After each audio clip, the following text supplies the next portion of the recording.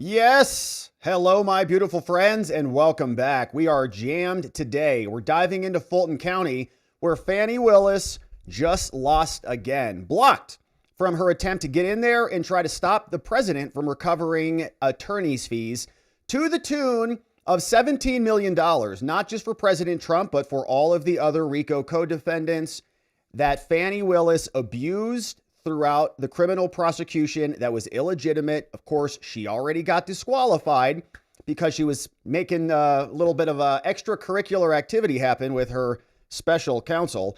And we'll see what Judge McAfee, the same man who donated to Fani Willis, what he said in this now new order that stops Fani from being able to prevent her own office from paying out a bunch of money back over to the president. So a bunch coming up on that. Then we're turning our attention to Arizona because we now know that there was a little memorandum, some other report that has been circulating behind the scenes that showed that there were observers from Congress that saw that there were commingled ballots where there shouldn't have been. And so we'll remind ourselves who Runbeck is and how they are responsible for not only Arizona elections, but a bunch of other elections, a private third-party company that counts and processes and does a bunch of stuff in our elections, and really they are not accountable. We have a lawsuit where we tried to go get even surveillance footage from their warehouses where they were doing a bunch of this stuff, and we know that we can't get access to them because they're a private party. So bunch coming out on this, a lot of 2020 fraud and after 2020 fraud that we'll dive into today. And then some very concerning news out of John Thune's mouth involving the SAVE Act. He was just out moments ago at a press briefer giving us an update on what he thinks is going to happen with the SAVE Act. It's not looking good. So we'll put all of that together. It's a beautiful day. Very glad that you're here and with us. Thank you for subscribing all across the fruited plains of the internet. Very happy to have you here. We got a great stream planned, and we appreciate you joining us as we uncover this election shenanigan.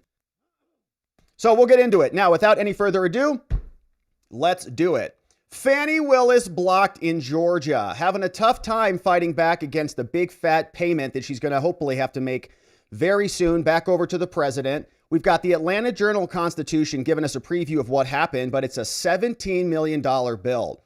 And she doesn't want to pay it because, as we've previously seen reported here, she says that if she has to pay this, it's going to eat her entire budget. And she's the biggest Fani in Georgia. She has a budget and she wants to use it for her office. And if this has to be divested from her and sent back over to the president, what else can she do? So we'll go through this. We've got the first of all, the brief from the Atlanta Journal-Constitution. Then we've got the actual order that's come down now on this one from Scott McAfee. You remember this guy right here, the same judge who, as we've seen previously, was donating to Fani Willis. We saw this other report here saying that McAfee donated $150 over to Willis before he disqualified her, or really Nathan Wade, and then ultimately she had to get herself off the case as well. And so Atlanta Journal is explaining that she cannot intervene. She had an attempt to go in there and say, let me in on this case. Trump and his attorneys were asking for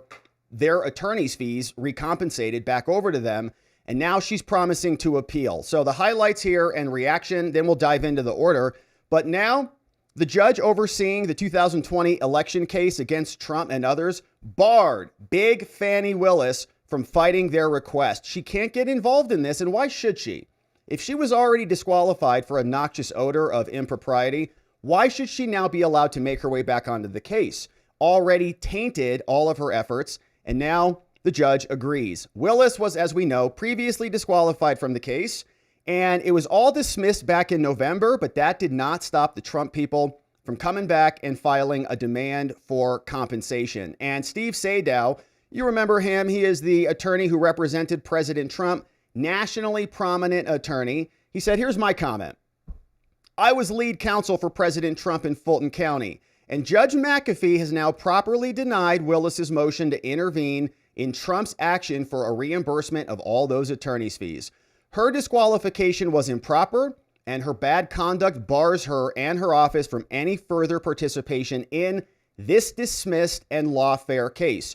And this is something that needs to happen, okay? If they want to pull out all the stops to weaponize their offices, hire their lovers, pay their lovers almost $1 million so that they can go prosecute the president, then you would expect that there would be other consequences when they get caught doing that. You'd expect that the Georgia bar, for example, would have some problems with her, or the prosecutorial advisory board, or some group, some individual, some entity that regulates lawyers would stop this from happening. But they don't care because they love Big Fani, and so do the voters. As long as she's willing to go out there and act as a hatchet man for the Democrat Party. She was already getting fed a bunch of information from Jack Smith's team, the January 6th Select Committee team, and now we know the Biden White House. If all of that is underway and there are no repercussions, the only thing that matters to Fani is the money. $17 million coming out of her budget.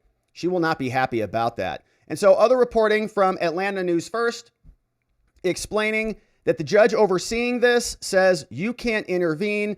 Trump's total that he's asking for is $6 million just for him, but there was a total of 19 co-defendants. Steve Sadow celebrating. Fani's office came back down and said, we believe this decision is wrong, and we've already filed our notice of appeal.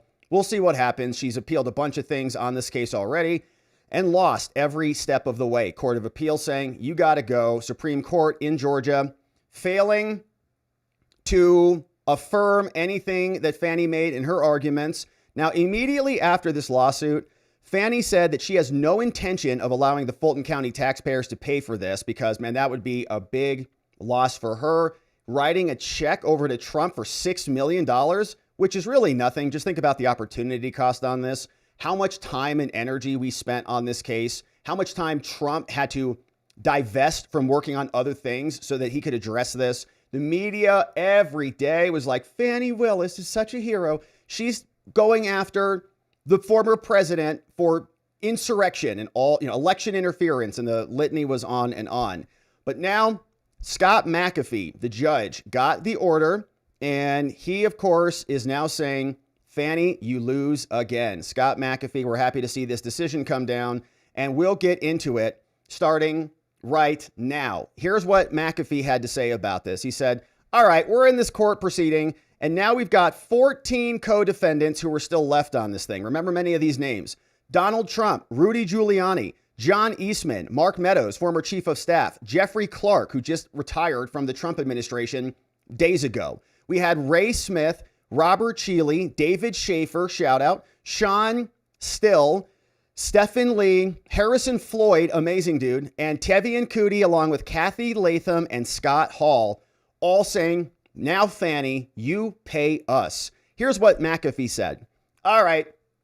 Now that 14 former defendants requested attorney's fees and costs totaling $16.8 million pursuant to a new law. And remember, after this whole ordeal went down, the Georgia legislature said, we're not going to allow this to happen anymore.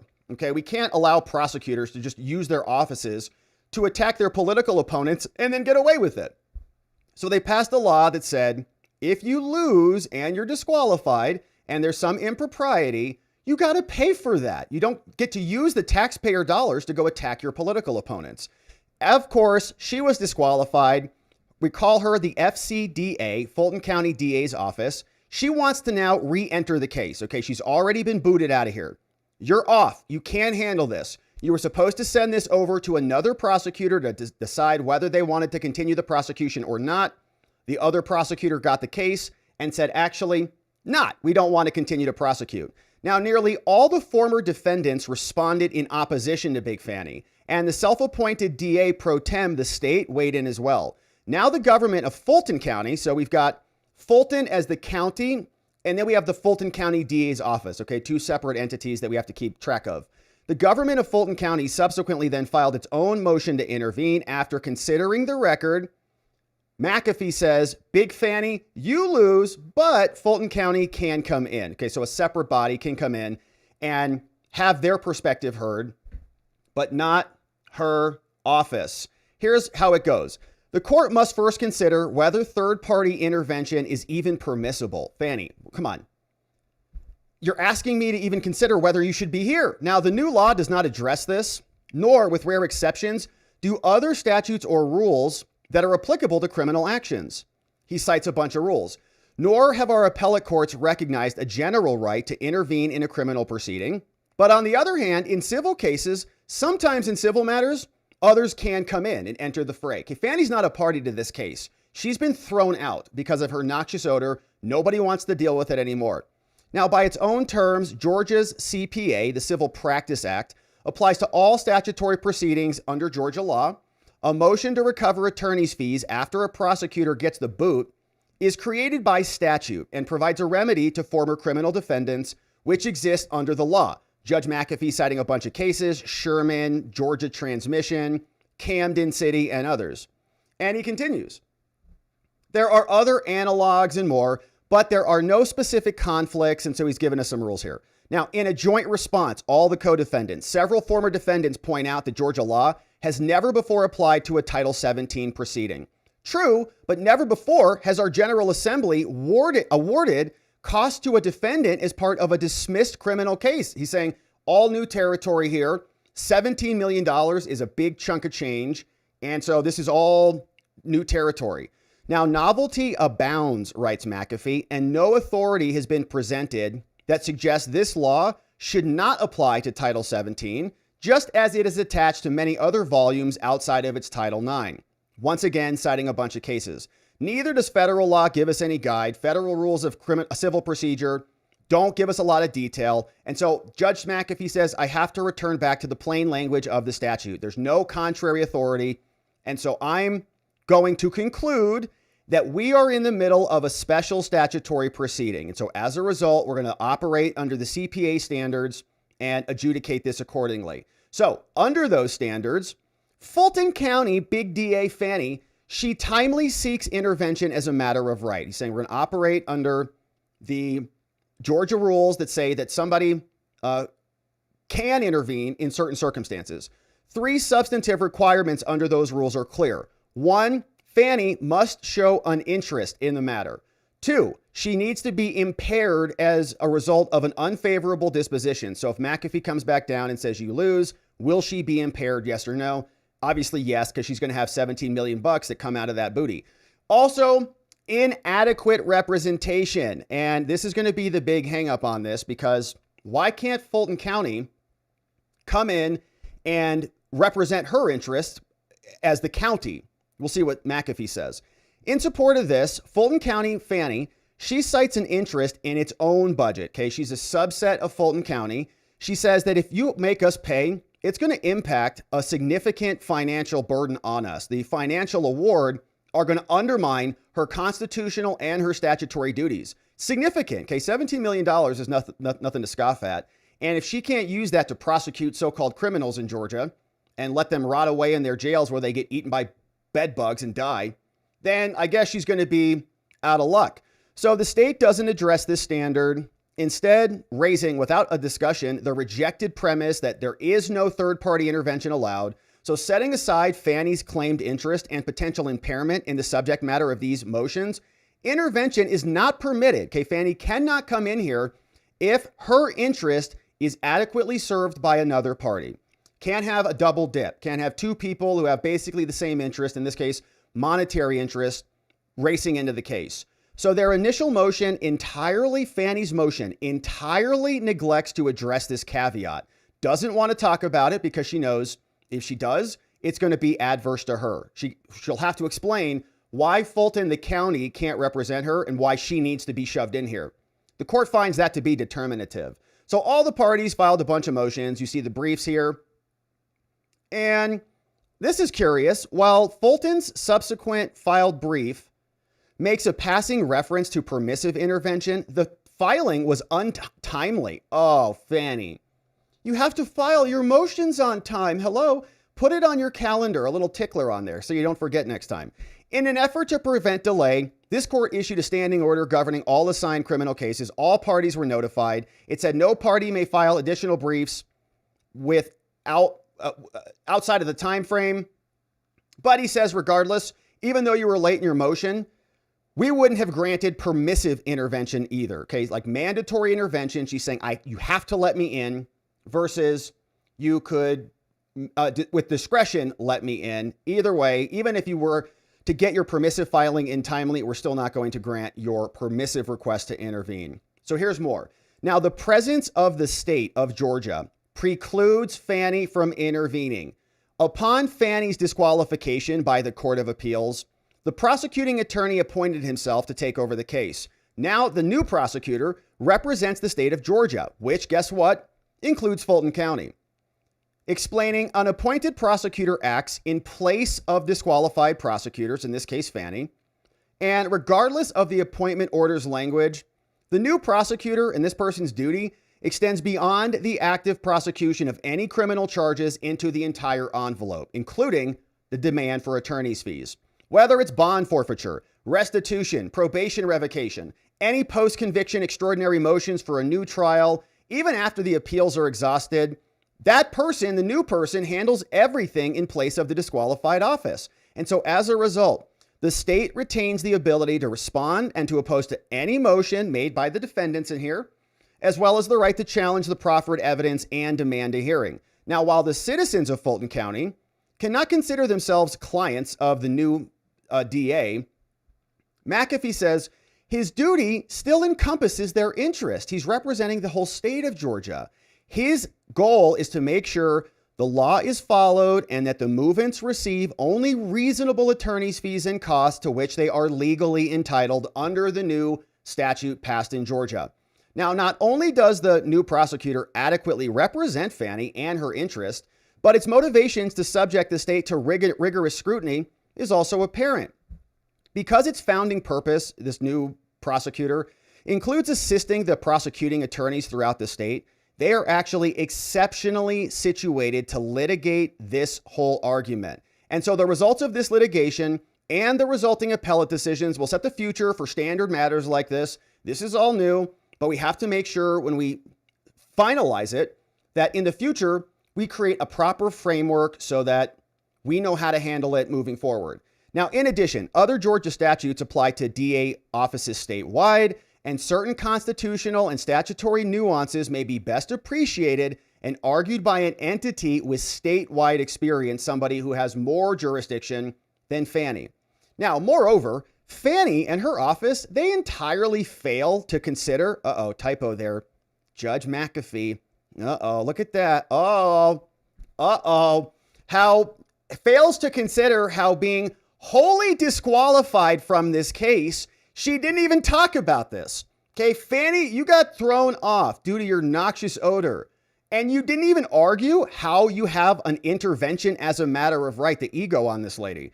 The statute does not expressly address whether the disqualified office may still play any role in the proceedings. And there's still a conflict and the consequences of her relationship with Nathan Wade, the hot dog king right here.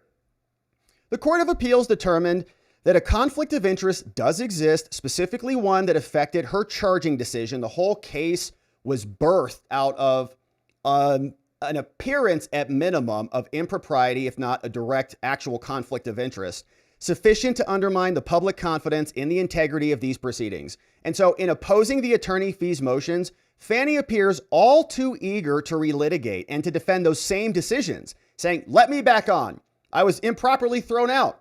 And making her arguments on that, it's already been adjudicated, Fani Willis, you're done. Determining whether a defense strategy was reasonable or frivolous, or whether a particular expenditure was excessive, we're going to handle that. We don't need you to come in here and handle that. Such questions are intertwined with the same decisions about who prosecutes and who brings charges. And so in short, McAfee says, many of the arguments that Fani Willis lodges are ones the Court of Appeals has already determined Fani can no longer ethically make. She's already been booted and she's not taken the hint. Additionally, Fani cites unspecified due process concerns. Wow, she sounds like an illegal alien now. However, the DA is not being sued in her personal capacity. She has no individual liability. There's not going to be any actual repercussions to her. And so her assumption that the due process afforded to individual people equally applies to a government entity like Fani Willis's DA's office is an erroneous premise. And she offers no other particularized authority supporting intervention. She's getting blown out right now.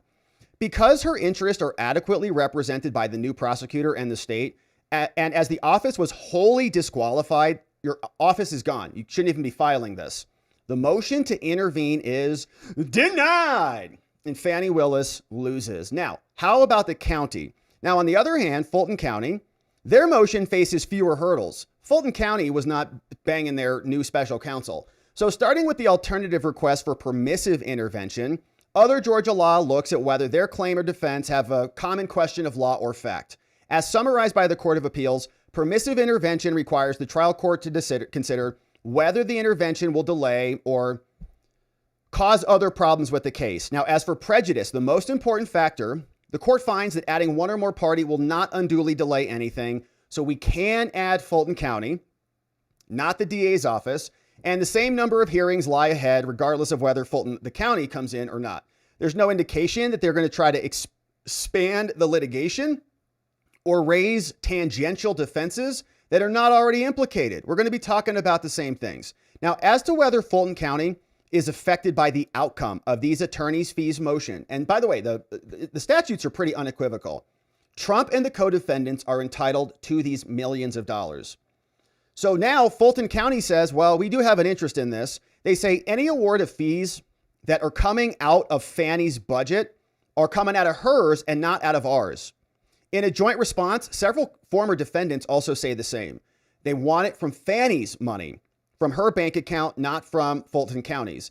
In addition, Fulton County wants to ensure that only reasonable fees are awarded, almost like they're not even contesting the fact that fees are going to be awarded. They just want to make sure they're reasonable, look at the numbers, and do their due diligence.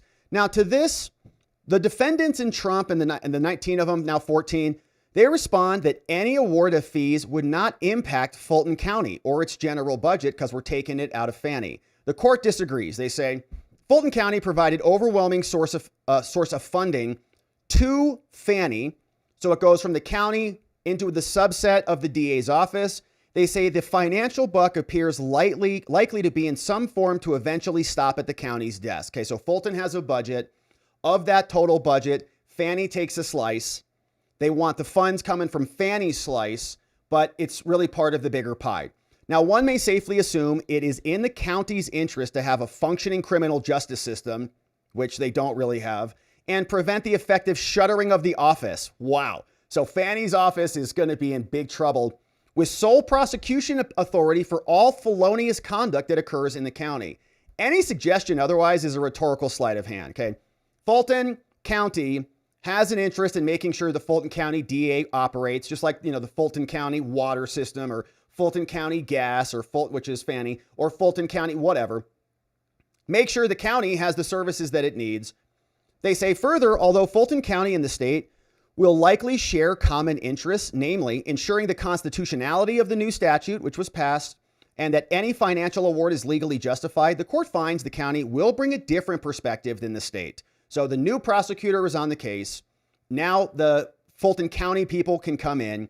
Particularly the county knows about budgetary issues and local government and the structural interplay between the county and the DA's office and its position on any post-judgment claims as well.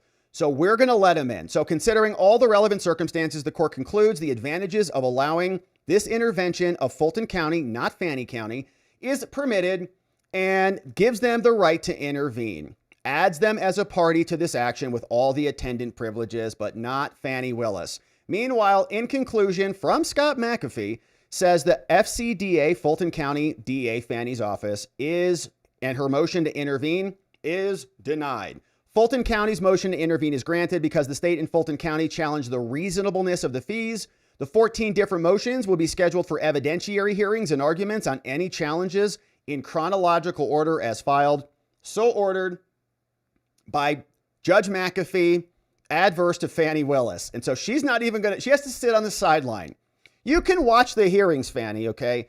You can tune into this channel. We'll probably cover them. But what you can't do is come in and start crying about these fees, unreasonable. And she was already doing that. She was saying, I can't believe they had a lunch of seafood and stayed at a hotel.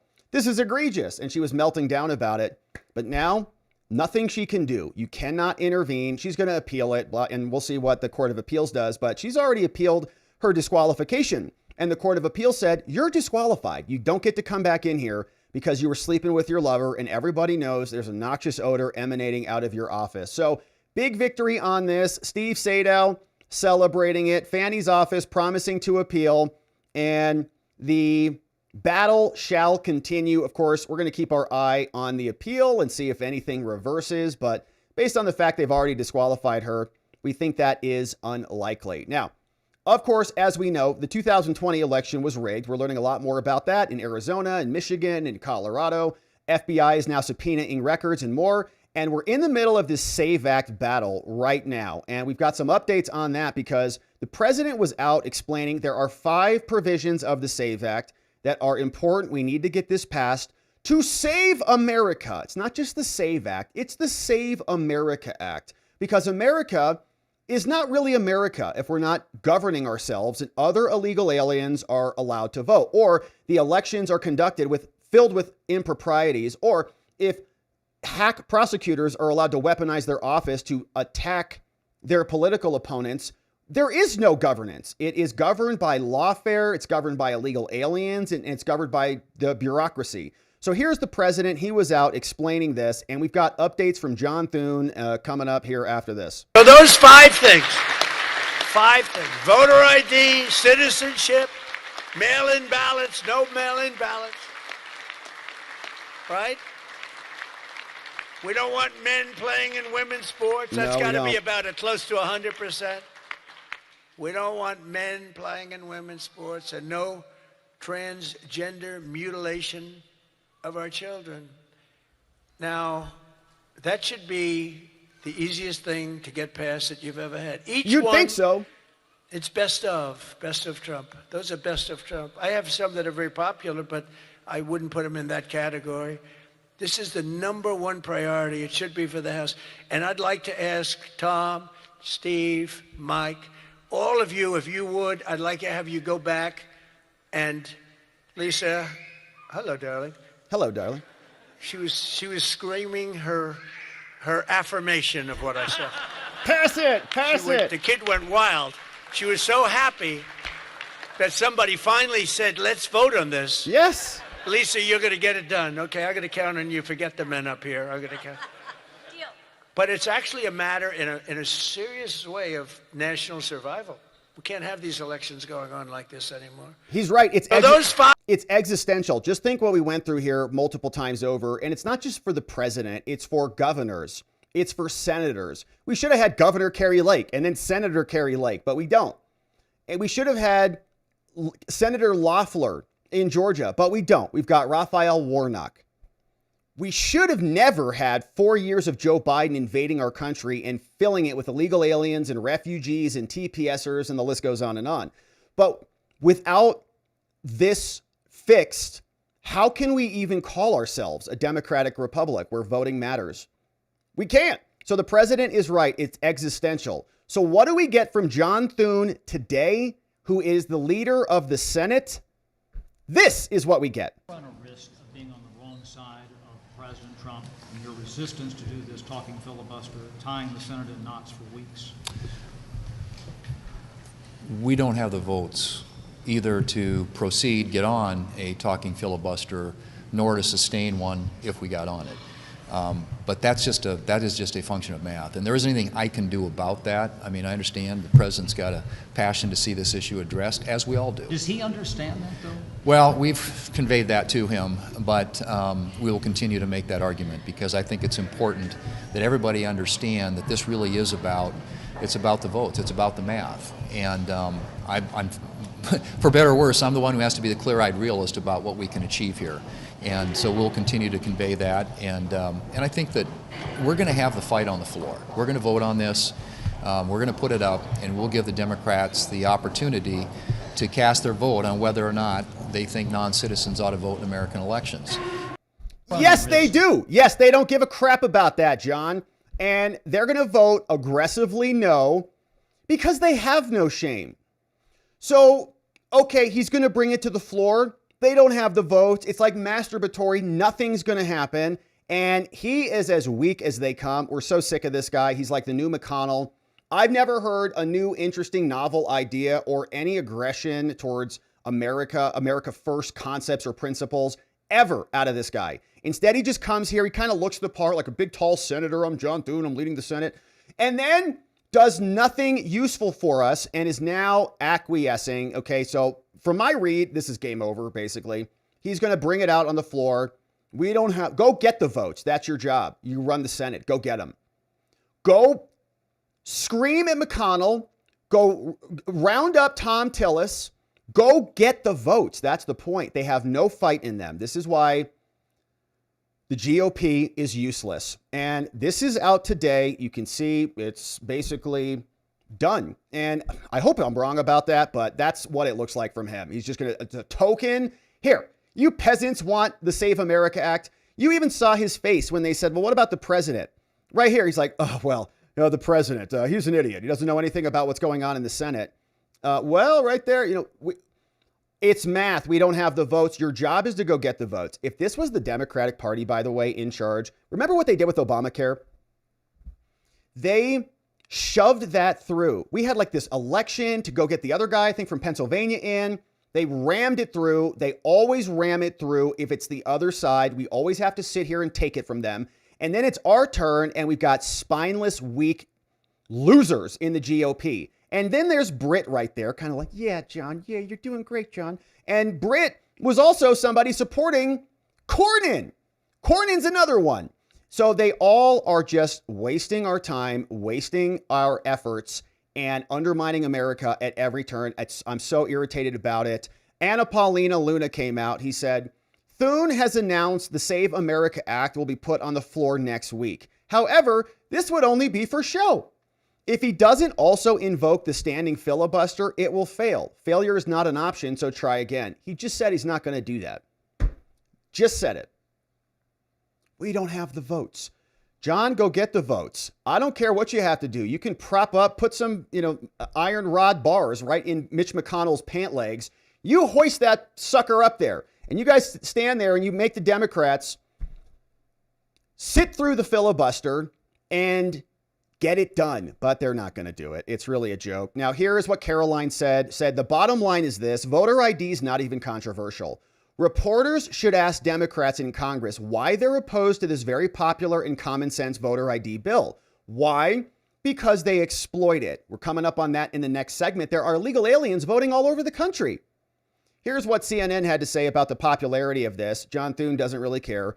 Mitch McConnell doesn't really care. Lisa Murkowski doesn't really care. We have useless so-called Republicans who all should be thrown out of the party. They should be primaried. Every Republican voter should vote against the incumbents. I know it's easy to just vote for the incumbent. They have the incumbency benefit, and it's like home field advantage for them, but they don't actually serve our interest at all. They're basically Democrats at this point. Here is the numbers from CNN. Okay, what's the racial breakdown on this, right? Because I think a lot of people make the argument that people of color, non-white Americans, have a harder time procuring a photo ID to vote. But even here, take a look here. Favorite photo ID to vote. 85% of white people favor it. 82% of Latino. 76% of black Americans favor it. So the bottom line is this.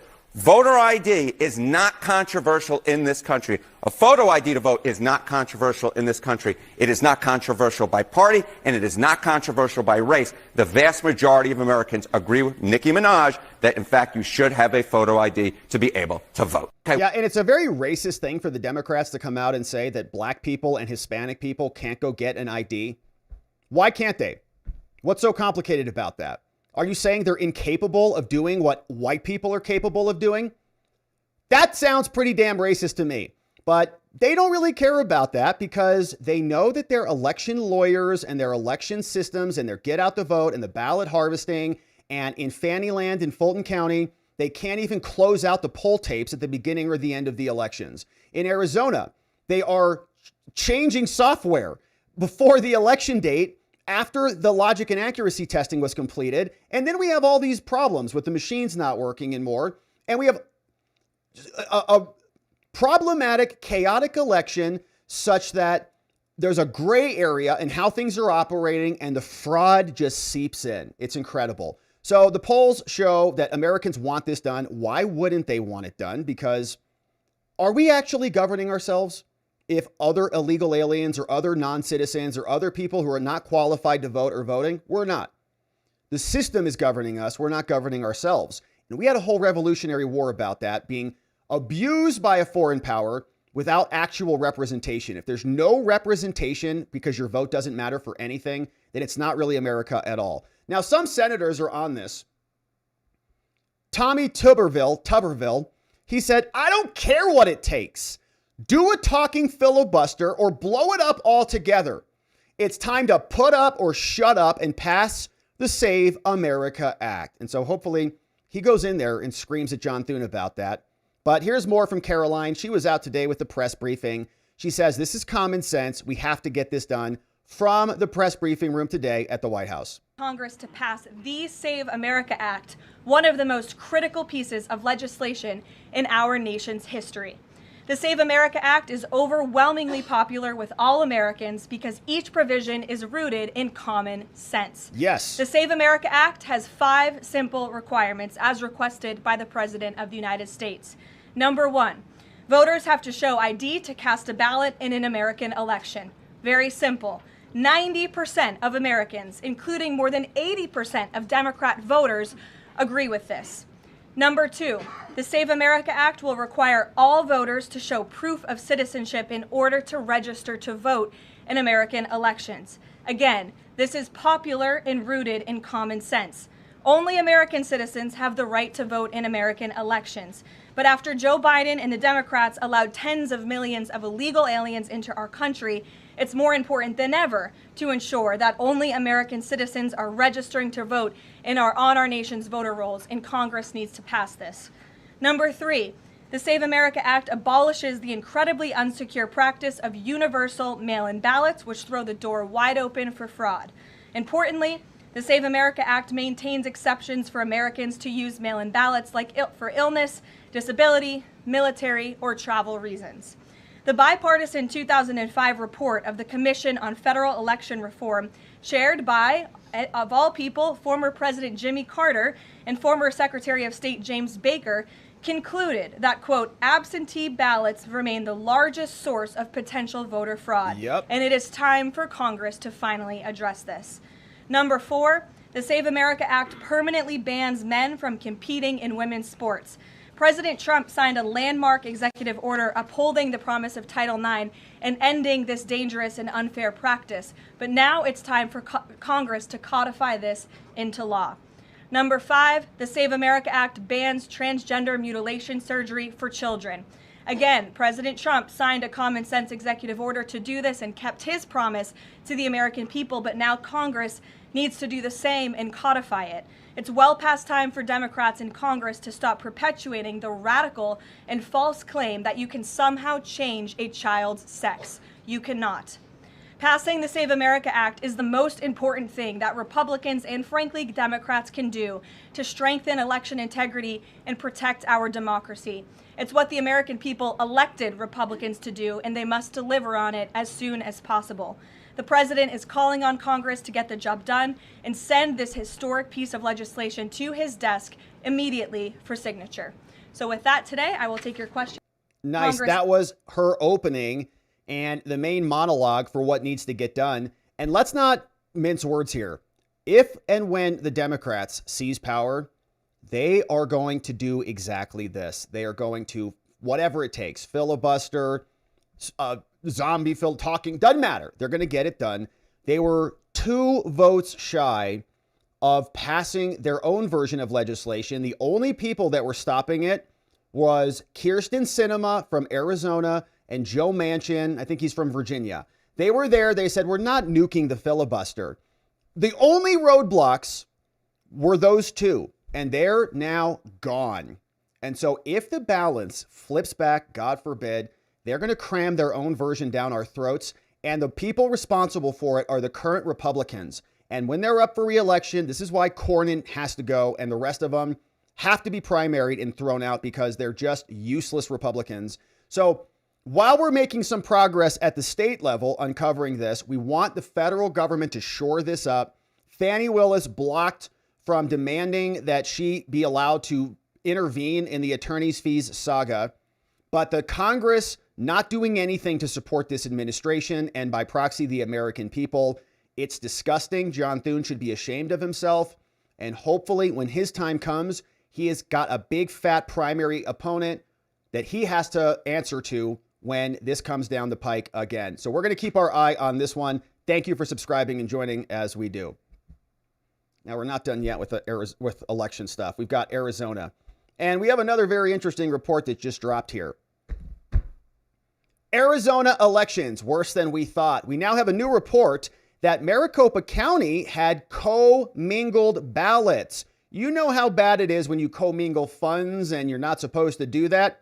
You can lose your law license. You can go to jail. So here with ballots, though, it's not a big deal, all right? Stop being a conspiracy theorist. The new report dropped from Just the News. We'll go through it and refresh our recollection about this company called Runbeck Election Services, which makes up the substance of the filing.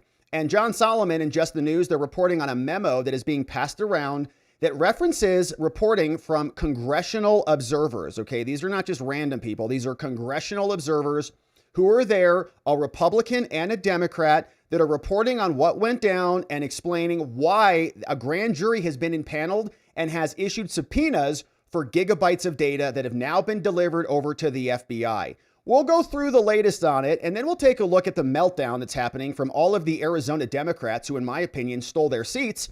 Katie Hobbs, for example, Kris Mayes is another one, all saying they're conspiracy theorists out there. We know that obviously is not true. They're very nervous about this because the truth is coming out. Just the News reporting. Before the FBI sent their subpoenas over to Maricopa County, congressional staffers were dispatched to monitor Maricopa County voting. This was back in 2024, and they reported alarming concerns that completed mail-in ballots were stored in the same room as blanks and were sorted by a third-party printing company that had no government officials or partisan observers on the site. Meaning, nobody can validate what the hell's happening inside the building. And the company is called Runbeck, and we covered them a lot when we covered the Kari Lake trial here when her election was stolen from her.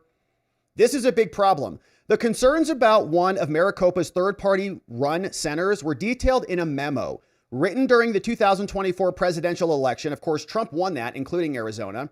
The memo memorialized the observations of a Republican staff member sent by the House Administration Committee and brought with him a Democratic colleague to monitor the elections. The memo, which was just reviewed by Just the News, wish they would have published it for us so that we could look at it, but they didn't, is one of the pieces of evidence that the FBI recently reviewed before it sent a recent subpoena to go get those data points, gigabytes of materials, not the actual physical ballots, but scanned images of all sorts of stuff. We don't know what's inside, but gigabytes of data has been sent. The FBI, actually yesterday it was gigabytes. Today, it's terabytes, baby. Let's go to the moon. Much, much more. Terabyte is way bigger than a gigabyte. So all of that is now being sent over to the FBI, currently receiving gobs of data, just dumping it out over there onto the servers. They sent a subpoena to the state Senate. We covered it yesterday as part of their expanding probe into election irregularities. The subpoena followed a raid in Fulton that occurred last month, and they're still fighting over that. That case is currently in mediation out in Georgia. Now, in this memo that Just the News read, a Republican staffer described in detail his visit to a third-party contractor called Runbeck Election Services, which we'll learn more about coming up, which is hired by Maricopa County to sort the mail-in ballots for signature verification in preparation for counting the county's main election site. So our government, obviously, is largely incompetent everywhere we look. So they hire these third parties, and what they've done in Arizona is delegated a huge portion of the election processing. The counting, the sorting, the verification of signatures, all of that goes to Runbeck. Now, it was at that third-party site, miles away from the main election facility, that the House staffers observed concerning storage practices and were informed no state workers were there, all private people, despite the handling of completed mail-in ballots. The Republican staffer was joined by his Democrat counterpart during the visit. They both shared concerns, bipartisan, about what they observed. According to the memo, that was delivered to the House Administration Committee, the legislative panel responsible for overseeing elections. Now, Abe Amadei from Arizona, he's a Republican. He asked the Justice Department last summer to investigate this. He said, Runbeck, this third-party company that runs our elections, breached protocols back in 24. He shared similar concerns with the DOJ. He said there was a mixing of blank ballots with mail-in ballots, and they were not following the proper procedures, just like we see everywhere.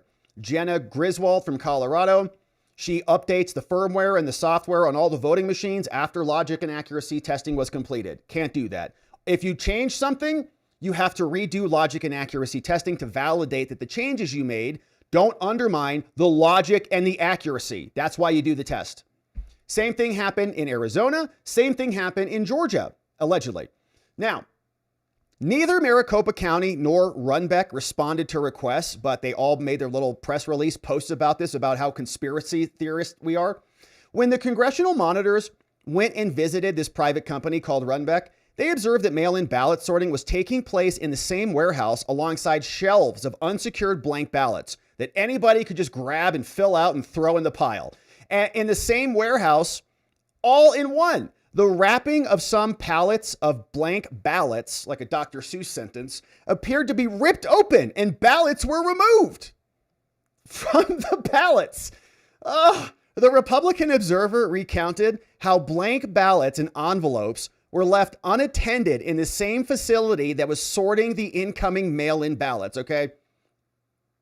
This is like a DUI case, okay? You get stopped, they take your blood, you have nothing in your system. They go take your blood sample and they put it at a bar, at a bar. And they're like, oh, here, just put it at a bar right on the table. Everyone's ripping shots of whiskey. Everyone's slamming vodka and your blood sample's right there. And somebody can just drop a drop of alcohol in there. And then, whatever. It's a total free for all.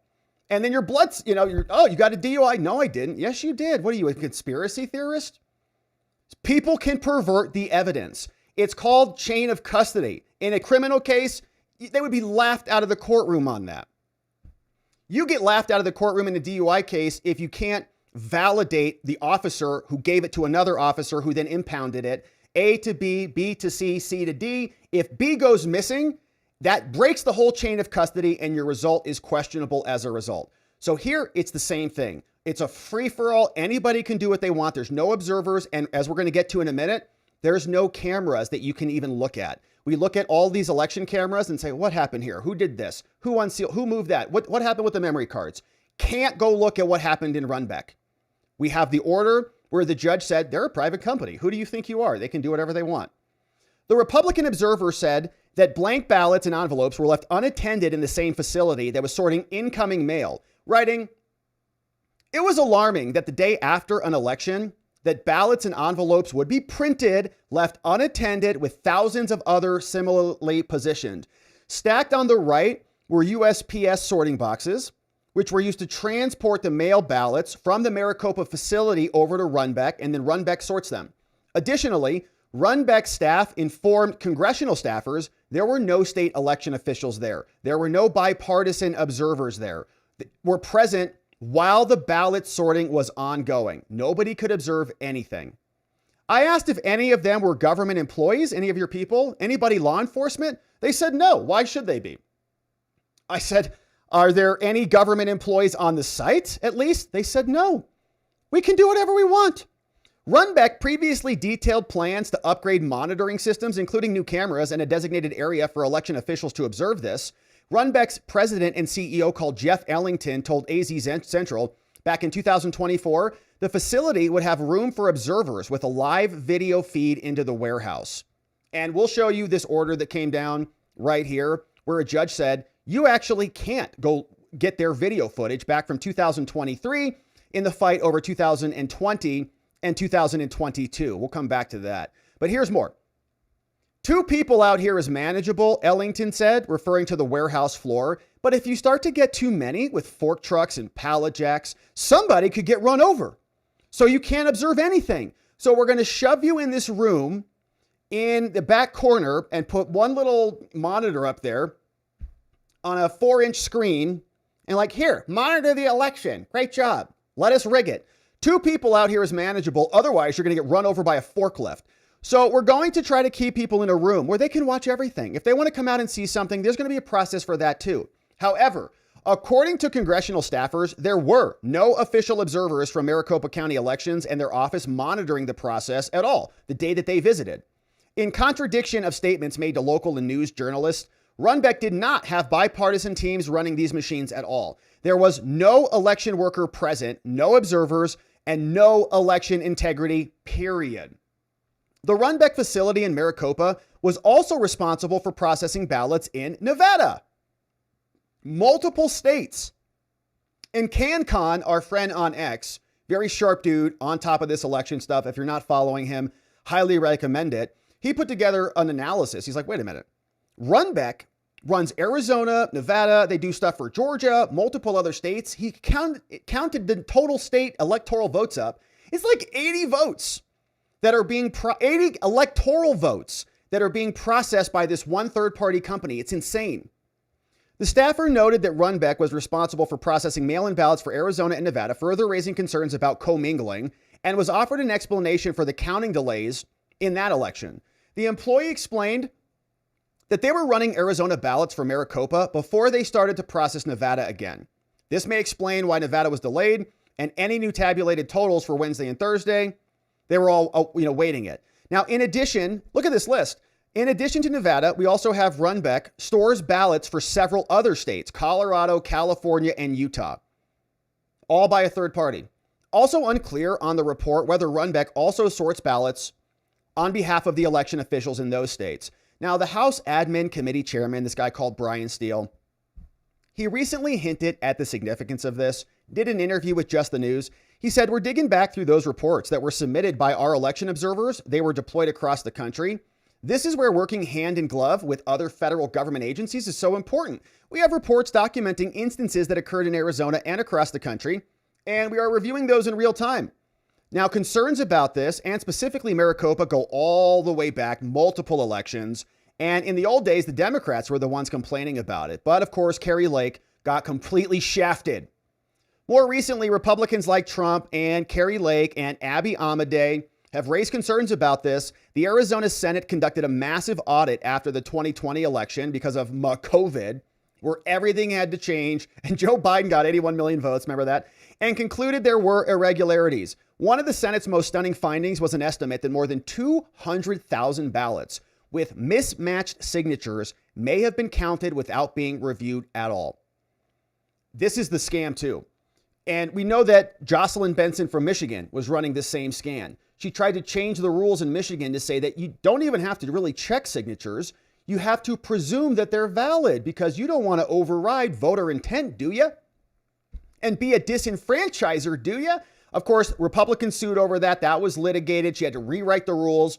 But this is what they do. They turn down the accuracy meter so that your signature is not actually validated at all. Because if it is rejected, that's a lot of work for them too. You know, they don't want to have to go track you down and cure your vote. And if you're an illegal and your signature doesn't match and they discover that, that's devastating for their rigged elections. So this is a stunning finding. 200,000 ballots not even checked, more than 8 times the 25,000 signature mismatches that required curing that have already been acknowledged by the county. So the audit did very little to resolve the disputes. Democrats and Maricopa County officials argue the concerns are overblown because they have an interest and a stake in preserving their institution. The people who are running the elections are never, ever, ever going to admit that anything went wrong. It's always the most perfect election in the history of America. Every time. Those clashes continue as we race into the 2026 election, midterms, of course, right around the corner. So John Solomon, the man who actually read the document and wrote the report, explained this, and Abe Amadei, another person who has been in the thick of the Arizona rigged elections, shared this video over from John Solomon at Just the News. The focus in this grand jury subpoena that went in the last few days to Maricopa County, seized many gigabytes of election data, is the 2024 election, which is interesting because President Trump won there. But there is a discovery that was made by congressional observers. Every year, the House Administration Committee sends observers, one Democrat, one Republican, to various voting centers. One of the teams, the Republican-Democrat team that went to Maricopa County, observed something very disturbing. They took pictures. They wrote a long report. Congressman Abe Hamadeh hinted at this in an oversight letter recently. The information in that report was so troubling to the FBI, and when coupled to the things that the Arizona Senate found in 2020 that were raised as concerns, and the things that Hamadeh and Kari Lake raised in 2022, they were able to get a grand jury subpoena from a federal grand jury and execute the transmission of a large amount of voter data. They're going to go through that data, looking for some of the telltale signs that were in this congressional report. I hope in the next couple of days to make that congressional report public so everybody can see what it was that observers on Brian Stiles' House Administration Committee saw. Brian Stiles himself acknowledged that they were working with federal authorities on this specific Arizona matter. So you got Congress working with the FBI. And I think this is phase 2 of about a 5-phase look at states, particularly blue states or blue areas of states, where elections are not administered the way the law says they're supposed to be. And as a result, the FBI may come in and prosecute people because it is a federal felony if you don't follow your state's laws, if you don't treat everybody the same under your state law. So that's where we're at today. Yeah, and they say there's no evidence the election was rigged. And then, of course, they violate the rules that would confirm that the election was not rigged, right? If you have poll tapes that are validating what the machines look like at open, and then you sign them at the close, you have now validated the beginning and the end of the machine. But they don't do that. Then you say, well, that's evidence of a problem, but it's not evidence of fraud. Well, if you did it accurately, then we could validate that there was no fraud. But they just turn around and say, oh, it's an administrative error. We're just idiots. It's human error. It's oversight. It's negligence. But there's no intentional criminality going on at all. Well, this involved Runbeck, and Runbeck, of course, is the third-party entity. And back in 2023, we covered a lot of this, but to refresh your recollection, remember, We the People, Arizona, sued Runbeck, and they said, oh, okay, obviously, if you're going to be counting all of our electoral ballots, all of our votes, then how about we go in and we get the video access? We can see exactly what went down. The judge issued a very short ruling. We'll hit the highlights just to show you exactly what's going on in Arizona. But remember, on May 8, 2023, We the People sued. They said, we are suing to secure access to public video records. That's all. We just want to see what you did. Runbeck, if you're so honorable and you were acting with integrity, just give us the video. How complicated is that, right? What do you have to hide? They requested to be provided any and all video recorded between November 8, 22 through November 15, 22. Okay, not long, just a few days, of all loading dock locations which show the delivery and the pickup of items. They wanted video that depicts the loading and unloading of the ballot affidavit packets and any other election-related materials at Runbeck Election Services at their warehouse, okay, because Maricopa County collects them. Then they send them over to them. We say, well, let's see the video.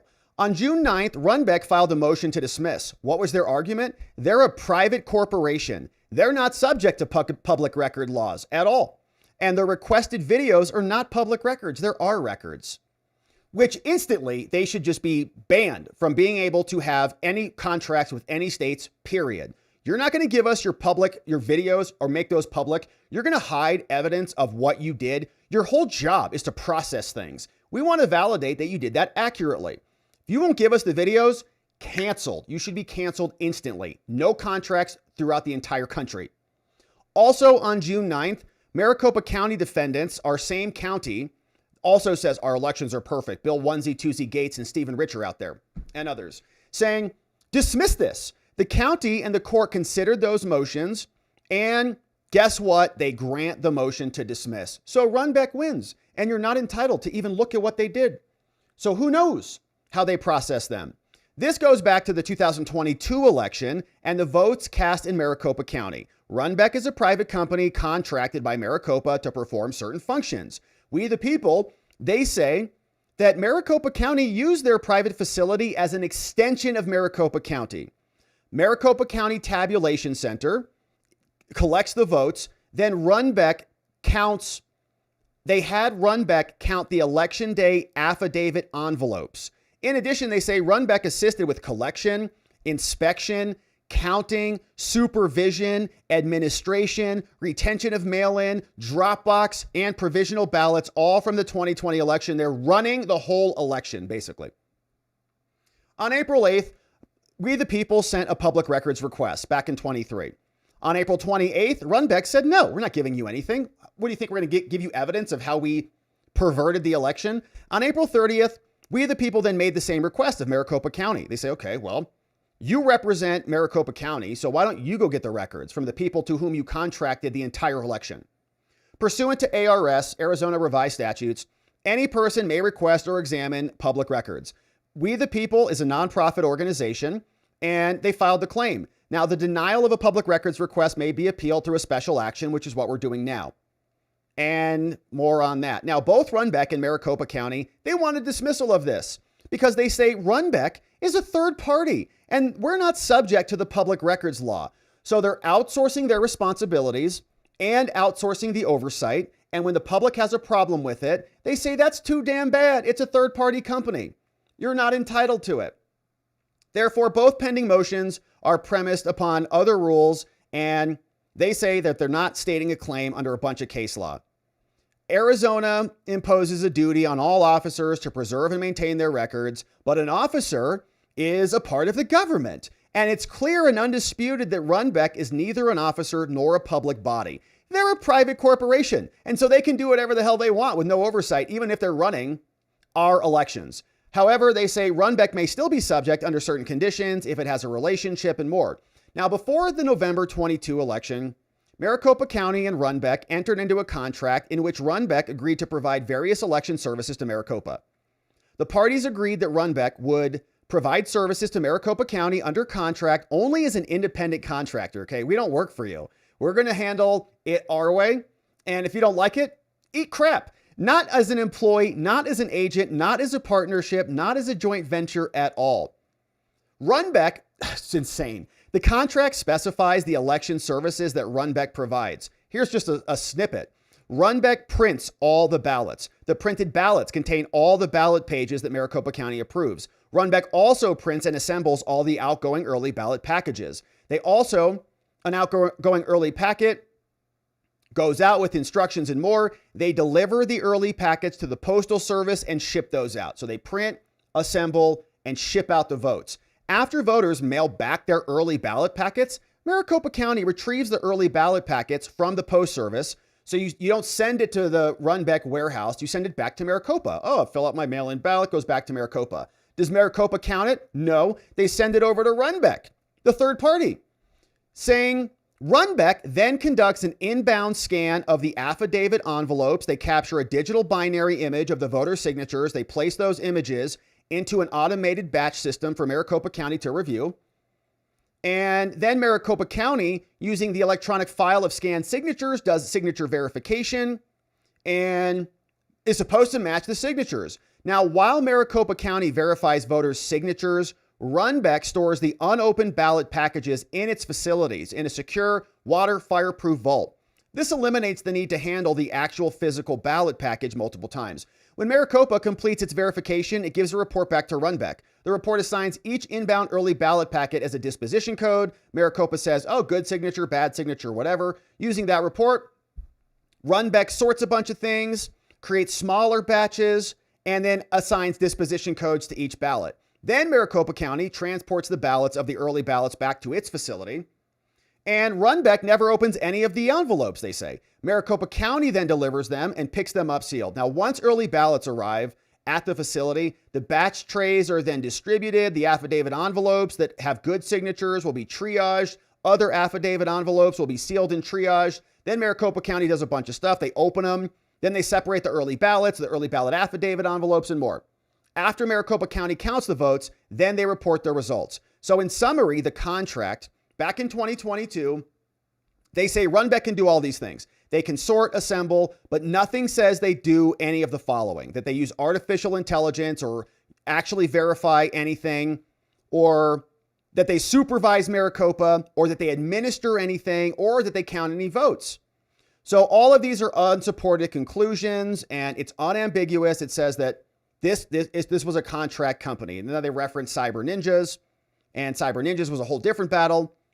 But they say, long story short, a narrow exception subjects private companies to the public records as custodians. But they can't establish that Runbeck even possesses security camera footage because of the contract. It doesn't require them to have security cameras. While it does say that they must process the early ballot packages in a secure and access restricted facility, nothing says that they have to video record anything. The parties knew how to negotiate this. Maricopa County didn't negotiate to have security cameras involved. And so those same provisions authorize Maricopa County to provide a security guard, and Runbeck must accommodate it. But the contract says nothing about security cameras. So therefore, since there's no law requiring anybody to video record any of this, you're not entitled to get it.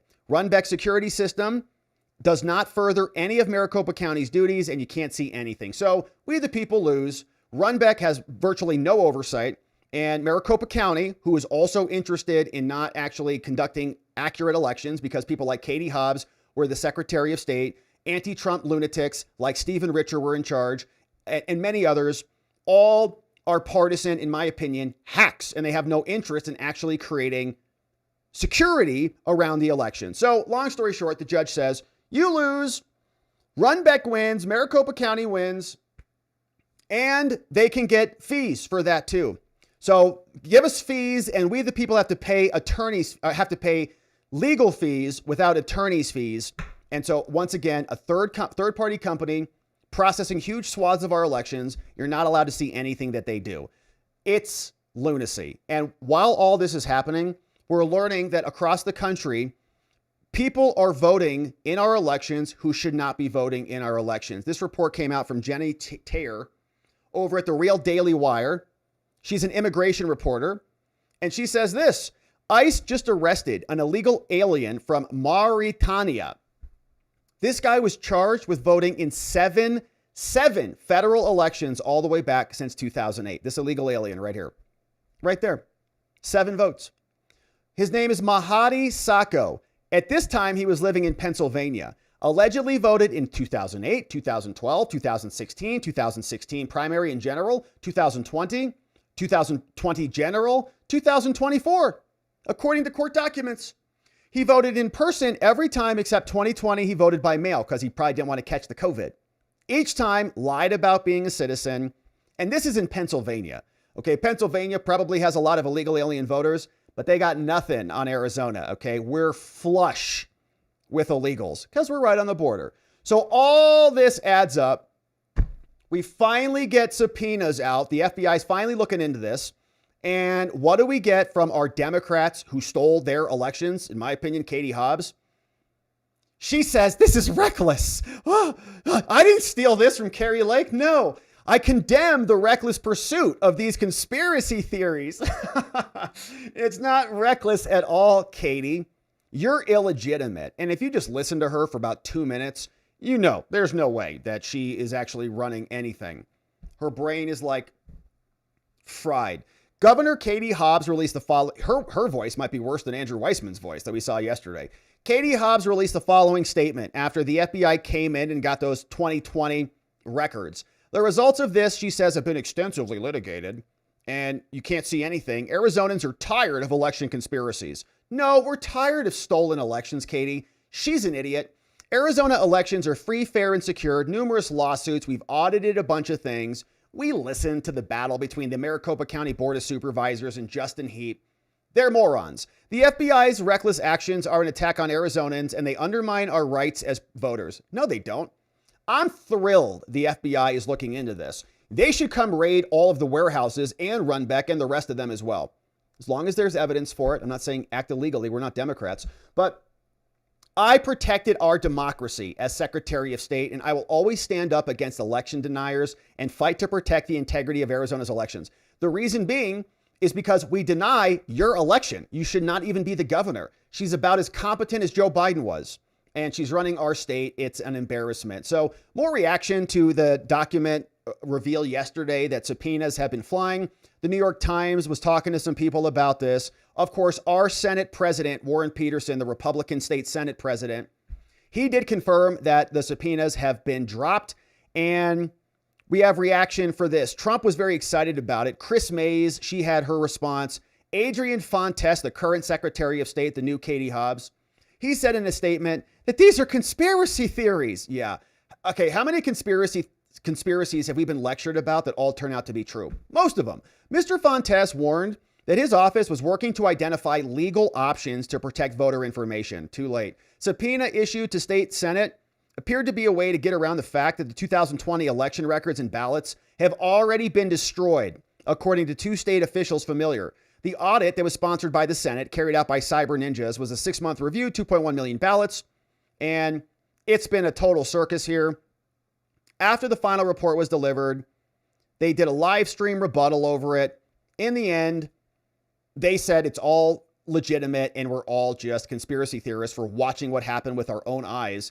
We saw them perverting the machines. We saw Arizona voters on election day. We covered it here, waiting out the door. We looked at spreadsheets of wait times for all the ballot locations across Arizona, some of them up to an hour and longer.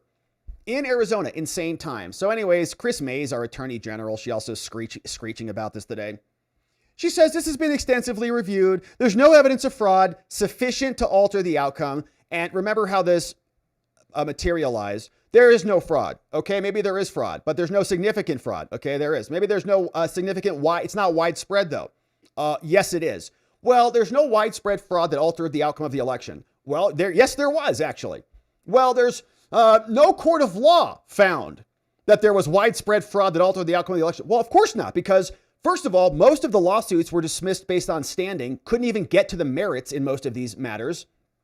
And then when you did go into the merits, on very rare occasion, all of the evidence was basically precluded, and there was a strong incentive by the judges, we watched it here, to affirm the outcome of the election, because could you imagine flipping Arizona? Imagine some judge sitting in Arizona somewhere and saying, well, actually, this is a pretty big deal. We do have to reverse. Joe Biden did not win Arizona. Would never happen. And the judges just said, we're not going to undermine the will of the voters. The voters said whatever. And it's just, the institutional pressure was overwhelming.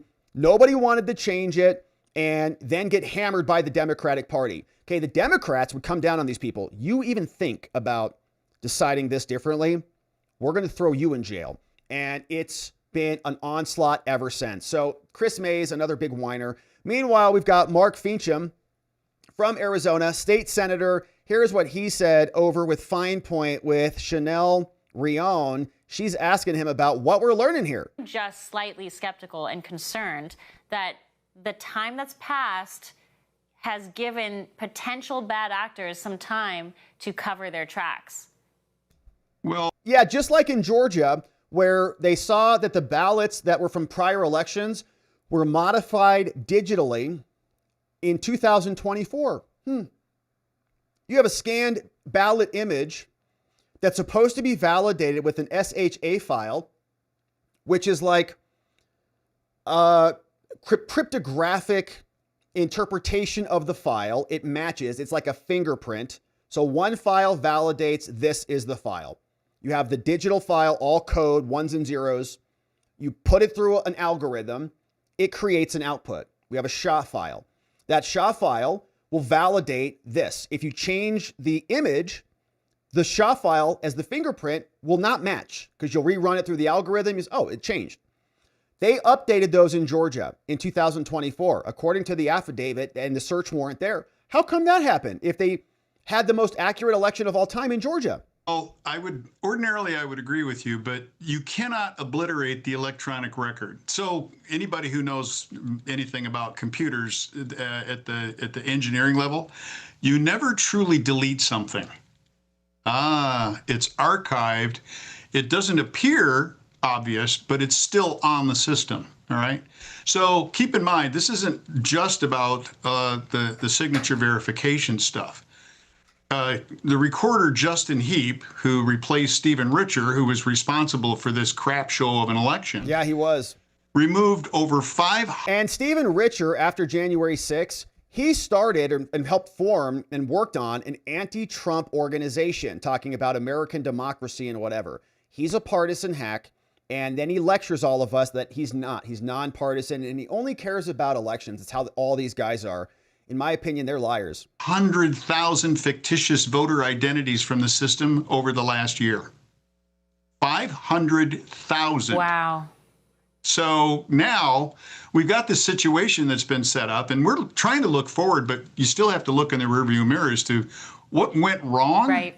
So you had signature verification, but had we had a system like ELLY, E-L-L-Y, which is a voter verification system at the front end, and endpoint monitoring to make sure that nobody penetrates the electronic system at the back end, bookmark those two things with the actual election process, and we probably wouldn't be having this conversation today. Marc, last question. Who are your top candidates for arrest should wrongdoing be found here? I think I'll leave that up to the grand jury. I don't want to speculate on that. It is, however, a target-rich environment. Good question. Yeah, and there's a whole list of options there. If there's criminality, maybe the Secretary of State at the time, Katie Hobbs, can be somebody who is responsible for all of this, and she can go to jail if there's evidence, and hopefully there is. So all that's going on. And in Arizona, we also had another good win. You remember this guy, Marc Elias, one of the biggest lefty lawyers out there who sues for everything. He is trying to intervene in Arizona. Arizona, of course, one of the states that is now being sued by Harmeet Dillon in the Civil Rights Division from the Trump DOJ. And Marc Elias, he has all of these organizations that he works with in this matter. One of them is called the Alliance. Okay. Back in 2024 or 2020, I believe it was, we had all of these different alliances. Remember these groups? The Alliance for Retired Americans, big ones in Michigan, the Michigan Alliance for Retired Americans, the Pennsylvania Alliance for Retired Americans, all these groups that bundle themselves up. And then they can sue. They say that, oh, we're citizens and they have standing and all the things, and they file lawsuits. We saw this before where these groups would file a lawsuit. So it's a blue group led by Marc Elias and the Democrat hacks like Norm Eisen and the rest of them. They sue the secretaries. They say, we're all going to die because of COVID. And so we need to change the entire election. They're not allowed to do that. The legislatures govern election rules, not secretaries who make settlement agreements with groups like this.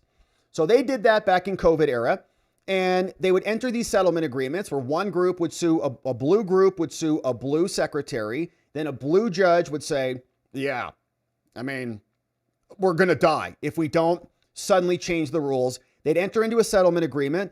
The entire election system would be redesigned essentially in order to benefit the left. And they would use COVID back then as an excuse to do that. Well, Marc Elias is back out. He's doing the same thing again, saying here, in this lawsuit, of course, the United States of America is suing Adrian Fontes, our current Secretary of State, to get the voter data. Same thing that's happening in multiple locations. Harmeet, I don't even know what the number is now, but it's a lot. A bunch of states are not complying with federal law to turn over under HAVA, under the NVRA, the voter rolls. And now this is an order that came down that is adverse to Marc Elias, and the DOJ is celebrating this. Marc Elias posted this earlier this week. He said, for 30 years, I have fought hard in court to protect elections. But in 2020, I started something new. Marc Elias is one of the guys who came along with Michael Sussman from Perkins Coie, Hillary Clinton's lawyers back when they were trying to rig that election by sending Michael Sussman over to the FBI to seed the Russia collusion hoax before the election because Hillary Clinton was getting obliterated because her email server scandal was popping off. So then he left in 2020 after, in my opinion, he helped rig that one. And he started something new, an independent media platform called Democracy Docket. They're election lawyers. They've got a ton of money and they're suing all over the place. The Republicans are building some institutions like that, like the Article 3 Project. And I think like the America First Foundation. There's some other entities on the right, but nothing I think that's even remotely close in scale to what these guys are building on the left. It's really not good for us at all. Democracy Docket is fiercely independent, no corporate owners, it never backs down. So that's his organization. They're suing all over the place. Then Jesus came out from the DOJ. He said, when are you going to write about the L you got today, Marc, in Arizona federal court? And Harmeet responded and said, Couple of emojis there. I think that's how they sound when you pronounce them. So Harmeet and Jesus celebrating the fact that Marc Elias got blown out in Arizona. The case is United States versus Fontes. It's assigned here in federal court to Brnovich and Susan Marie. And the order came down yesterday, and it says, Marc, you lose, you loser. And he is not allowed to intervene in this case. He was trying to do the same thing that he's done before. So back in July 25, Pam Bondi, pursuant to her investigation into the Arizona voter rolls, sued Adrian Fontes here to produce the statewide voter registration list under federal law, demanding electronic copies of all of this, including name, date of birth, residential address, social security number, and more. Fontes from Arizona, he refused this request. He said, no, privacy laws. I'm not allowed under state laws to give you the information. Now, in doing so, Pam Bondi says, oh, no, sorry, Fontes, that's wrong. You violated the Civil Rights Act and you're now being sued. So after that, Marc and his goons tried to intervene. Alliance, Common Cause. Okay, these are all leftist organizations that are trying to stall out the DOJ. They're coming in. They know Fontes and these, a lot of these people are just morons. They're just basically figureheads for Democrat interests, have no real thoughts in their brains at all.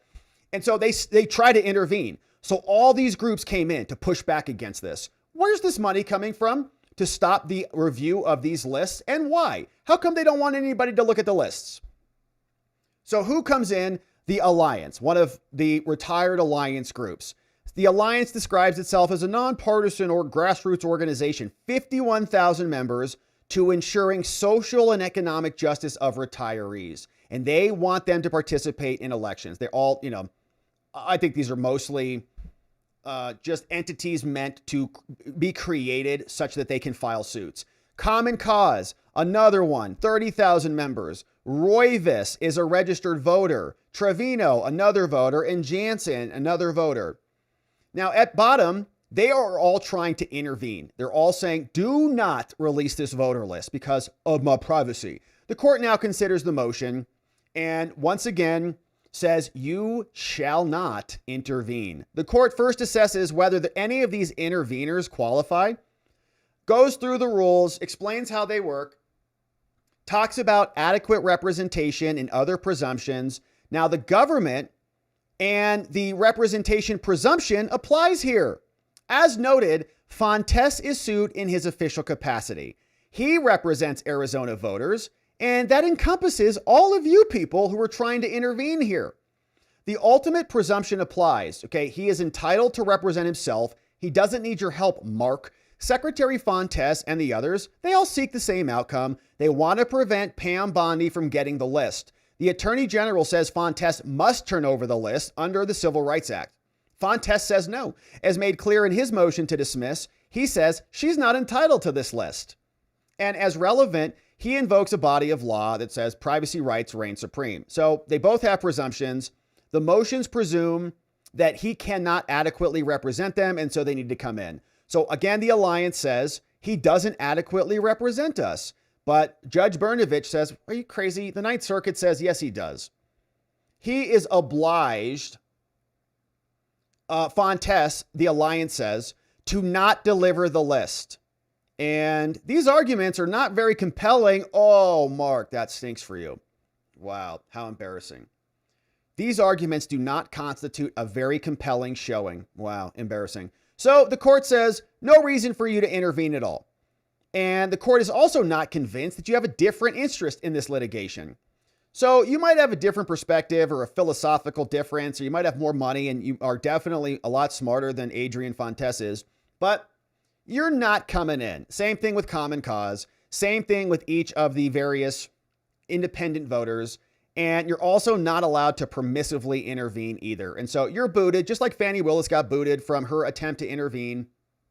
Now you are Marc and his firms and the Alliance of Retired Arizonans all denied. You're not allowed to intervene in here. Now get out. So that's from the Honorable Susan Brnovich. Nice decision. And the DOJ's dunking on Marc Elias, as we see here. Harmeet dropping even emojis to rub his face in his failure. Nice. Now, here's more from Christina Bobb. You remember who Christina Bobb is? Been a part of the Trump team for a long time. She's on here with Real America's Voice, explaining she's been waiting for this to happen in Arizona and is happy to see it finally coming down. Yeah, this has been a very long time coming. So I'm glad that it's actually happening. I'll be very curious to see what comes of it.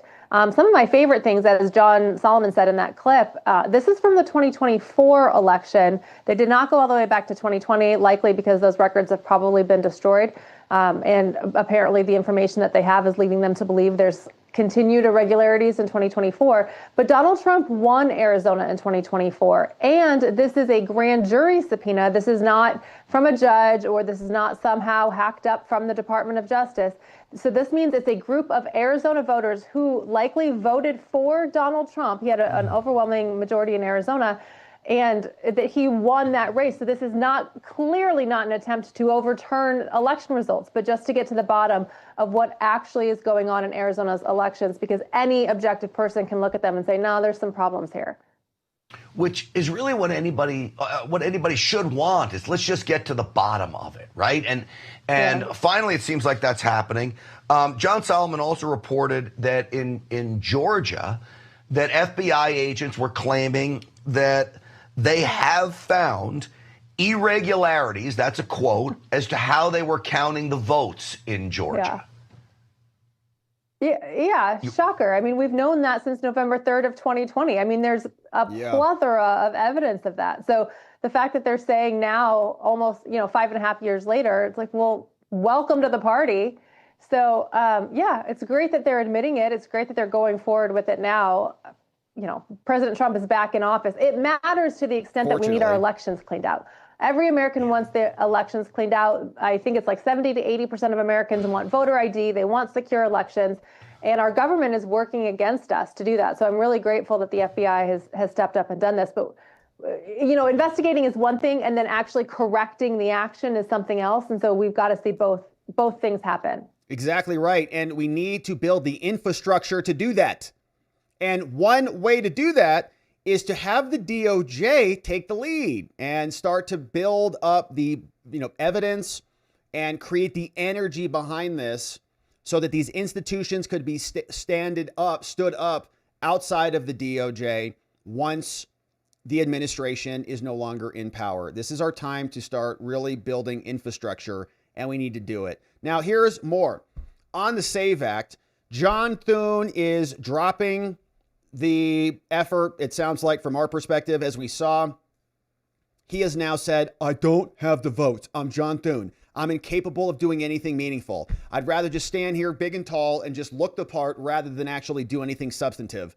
Now, Brianna Leach, she shared this, that I asked Thune if he feels pressure to pass the Save America Act, because there's a lot of pressure mounting. 70% of the country wants it. He said, a lot of that it's in that kind of, paid influencer ecosystem, he said. A lot of paid influencers in the chat, apparently. Everybody's getting paid to want the Save America Act passed. He says that there's a support among GOP senators, but the process and how do you ultimately try and get a result is still unclear to me. So 70% of Americans, 76% of black people, 80% of Hispanic people, 80% of white people, all paid influencers. John, you're a liar. You know that there is popular support for this. You just don't want to get it done. And here was Thune today. This is what he's focusing on. He posted this morning. 4 minutes. What is he talking about?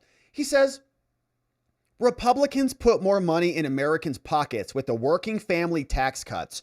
And now we are continuing our work on affordability with the new Housing Act to open the door to affordable homes for hardworking Americans around the country. It's like, John, if you pass the Save America Act, then Americans can actually vote for things that matter to them. And if illegal aliens are not voting, then we'll actually get policies that reflect the will of the people, not the illegals, not the LA 2 million plus who are living there, not the Somali community in Minnesota, actual citizens, and then we can pass policies that matter to us. This is secondary priority. We do want housing that's affordable. One way to get more housing is to deport the illegals who came in, 20 plus million of them over the last 4 years. So he's running his mouth for 4 minutes about, Lord knows what, doesn't even matter. He's just useless. And here's Christina Bobb. Meanwhile, Rick Scott is saying, hey, our border secure. Now we need to pass the Save America Act. This is step 2 so that we can rebuild integrity and self-governance in our country. You got to show an ID to almost do anything in this country. You ought to do it to vote. You ought to make sure you're an American citizen to register to vote. So this is basic common sense legislation. Republicans, Democrats, Independents support it. So we're going to continue to find a way to do it. We can do it either through getting 60 votes in the Senate. So I tell everybody, call every... That's not going to happen. No Democrat is going to vote for this because it's the end of their power. Every senator call them and tell them you want this bill passed. We can add it to a must-pass bill, or we can look at maybe we can do something if we get more knowledge about how we can do it through the talking filibuster. But we have got to figure out how to get the Save America Act passed. We secured our border, now to secure our elections. Thank you, Rick Scott, for that. That is true. We do need to get it done, but doesn't look like it's going to happen because John Thune is a goon. Meanwhile, our friend Amuse over on X, he said Senator Kennedy was out today. And Senator Kennedy's this fellow right here. We'll watch this. He said he proposed the conference attempt to pass the SAVE Act through reconciliation. In response, Leader Thune told him that it would never survive a birdbath under the Budget Control Act. Like, I guess they'll be sued over it.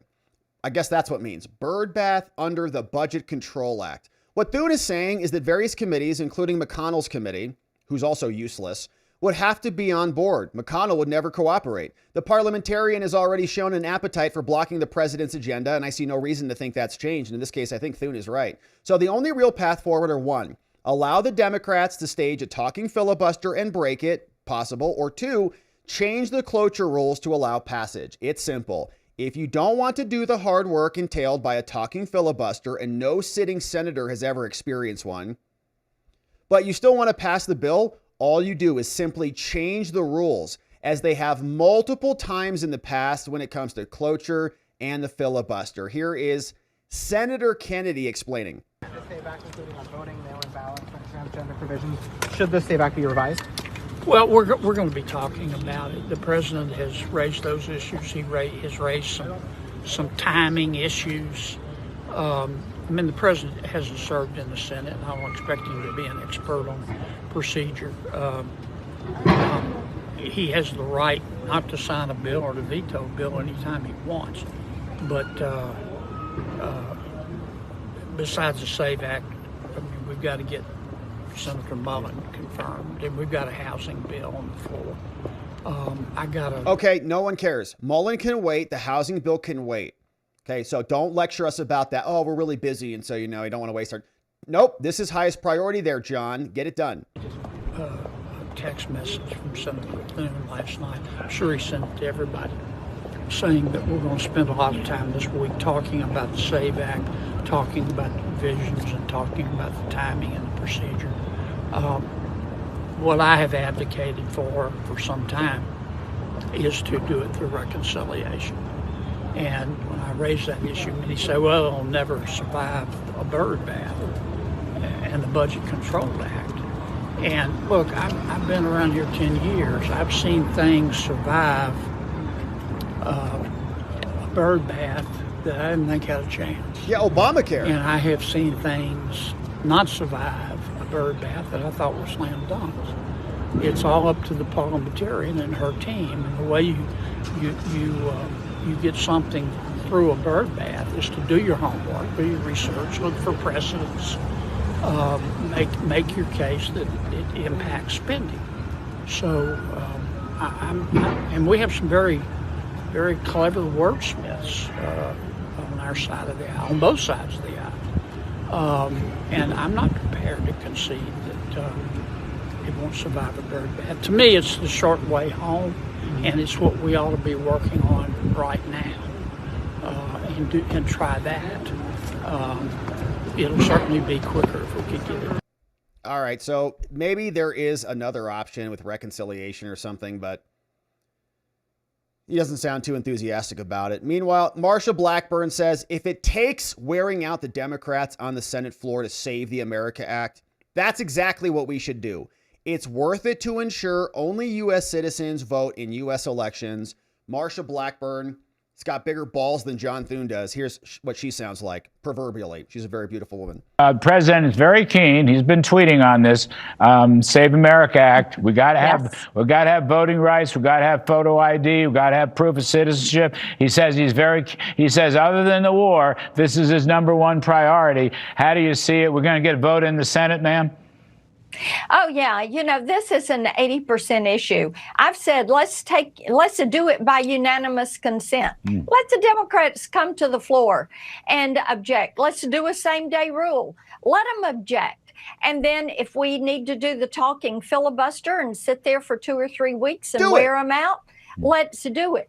The thing that is important is people have got to prove that they are a U.S. citizen to vote in a U.S. election. Thank you, and Marsha. then when they go to the poll, they need to show an ID to prove they are who they say they are.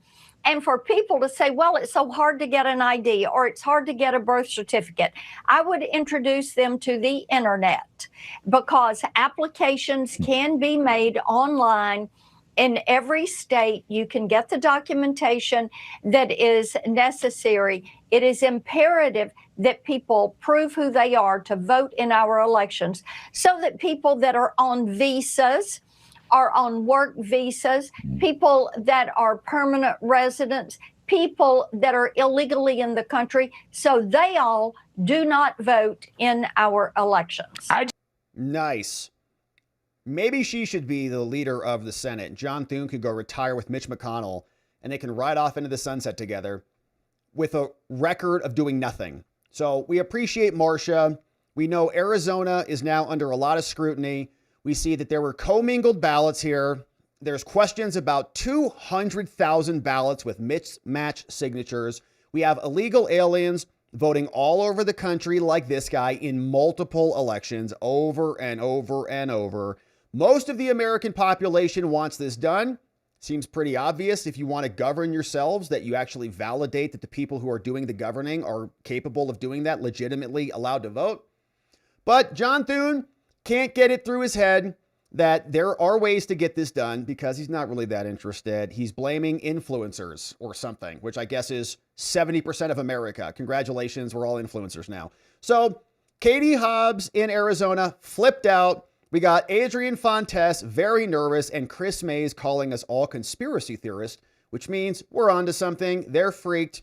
And the commingled ballots are now the subject of the FBI investigation, which is underway right now. We're going to keep our eye on this one.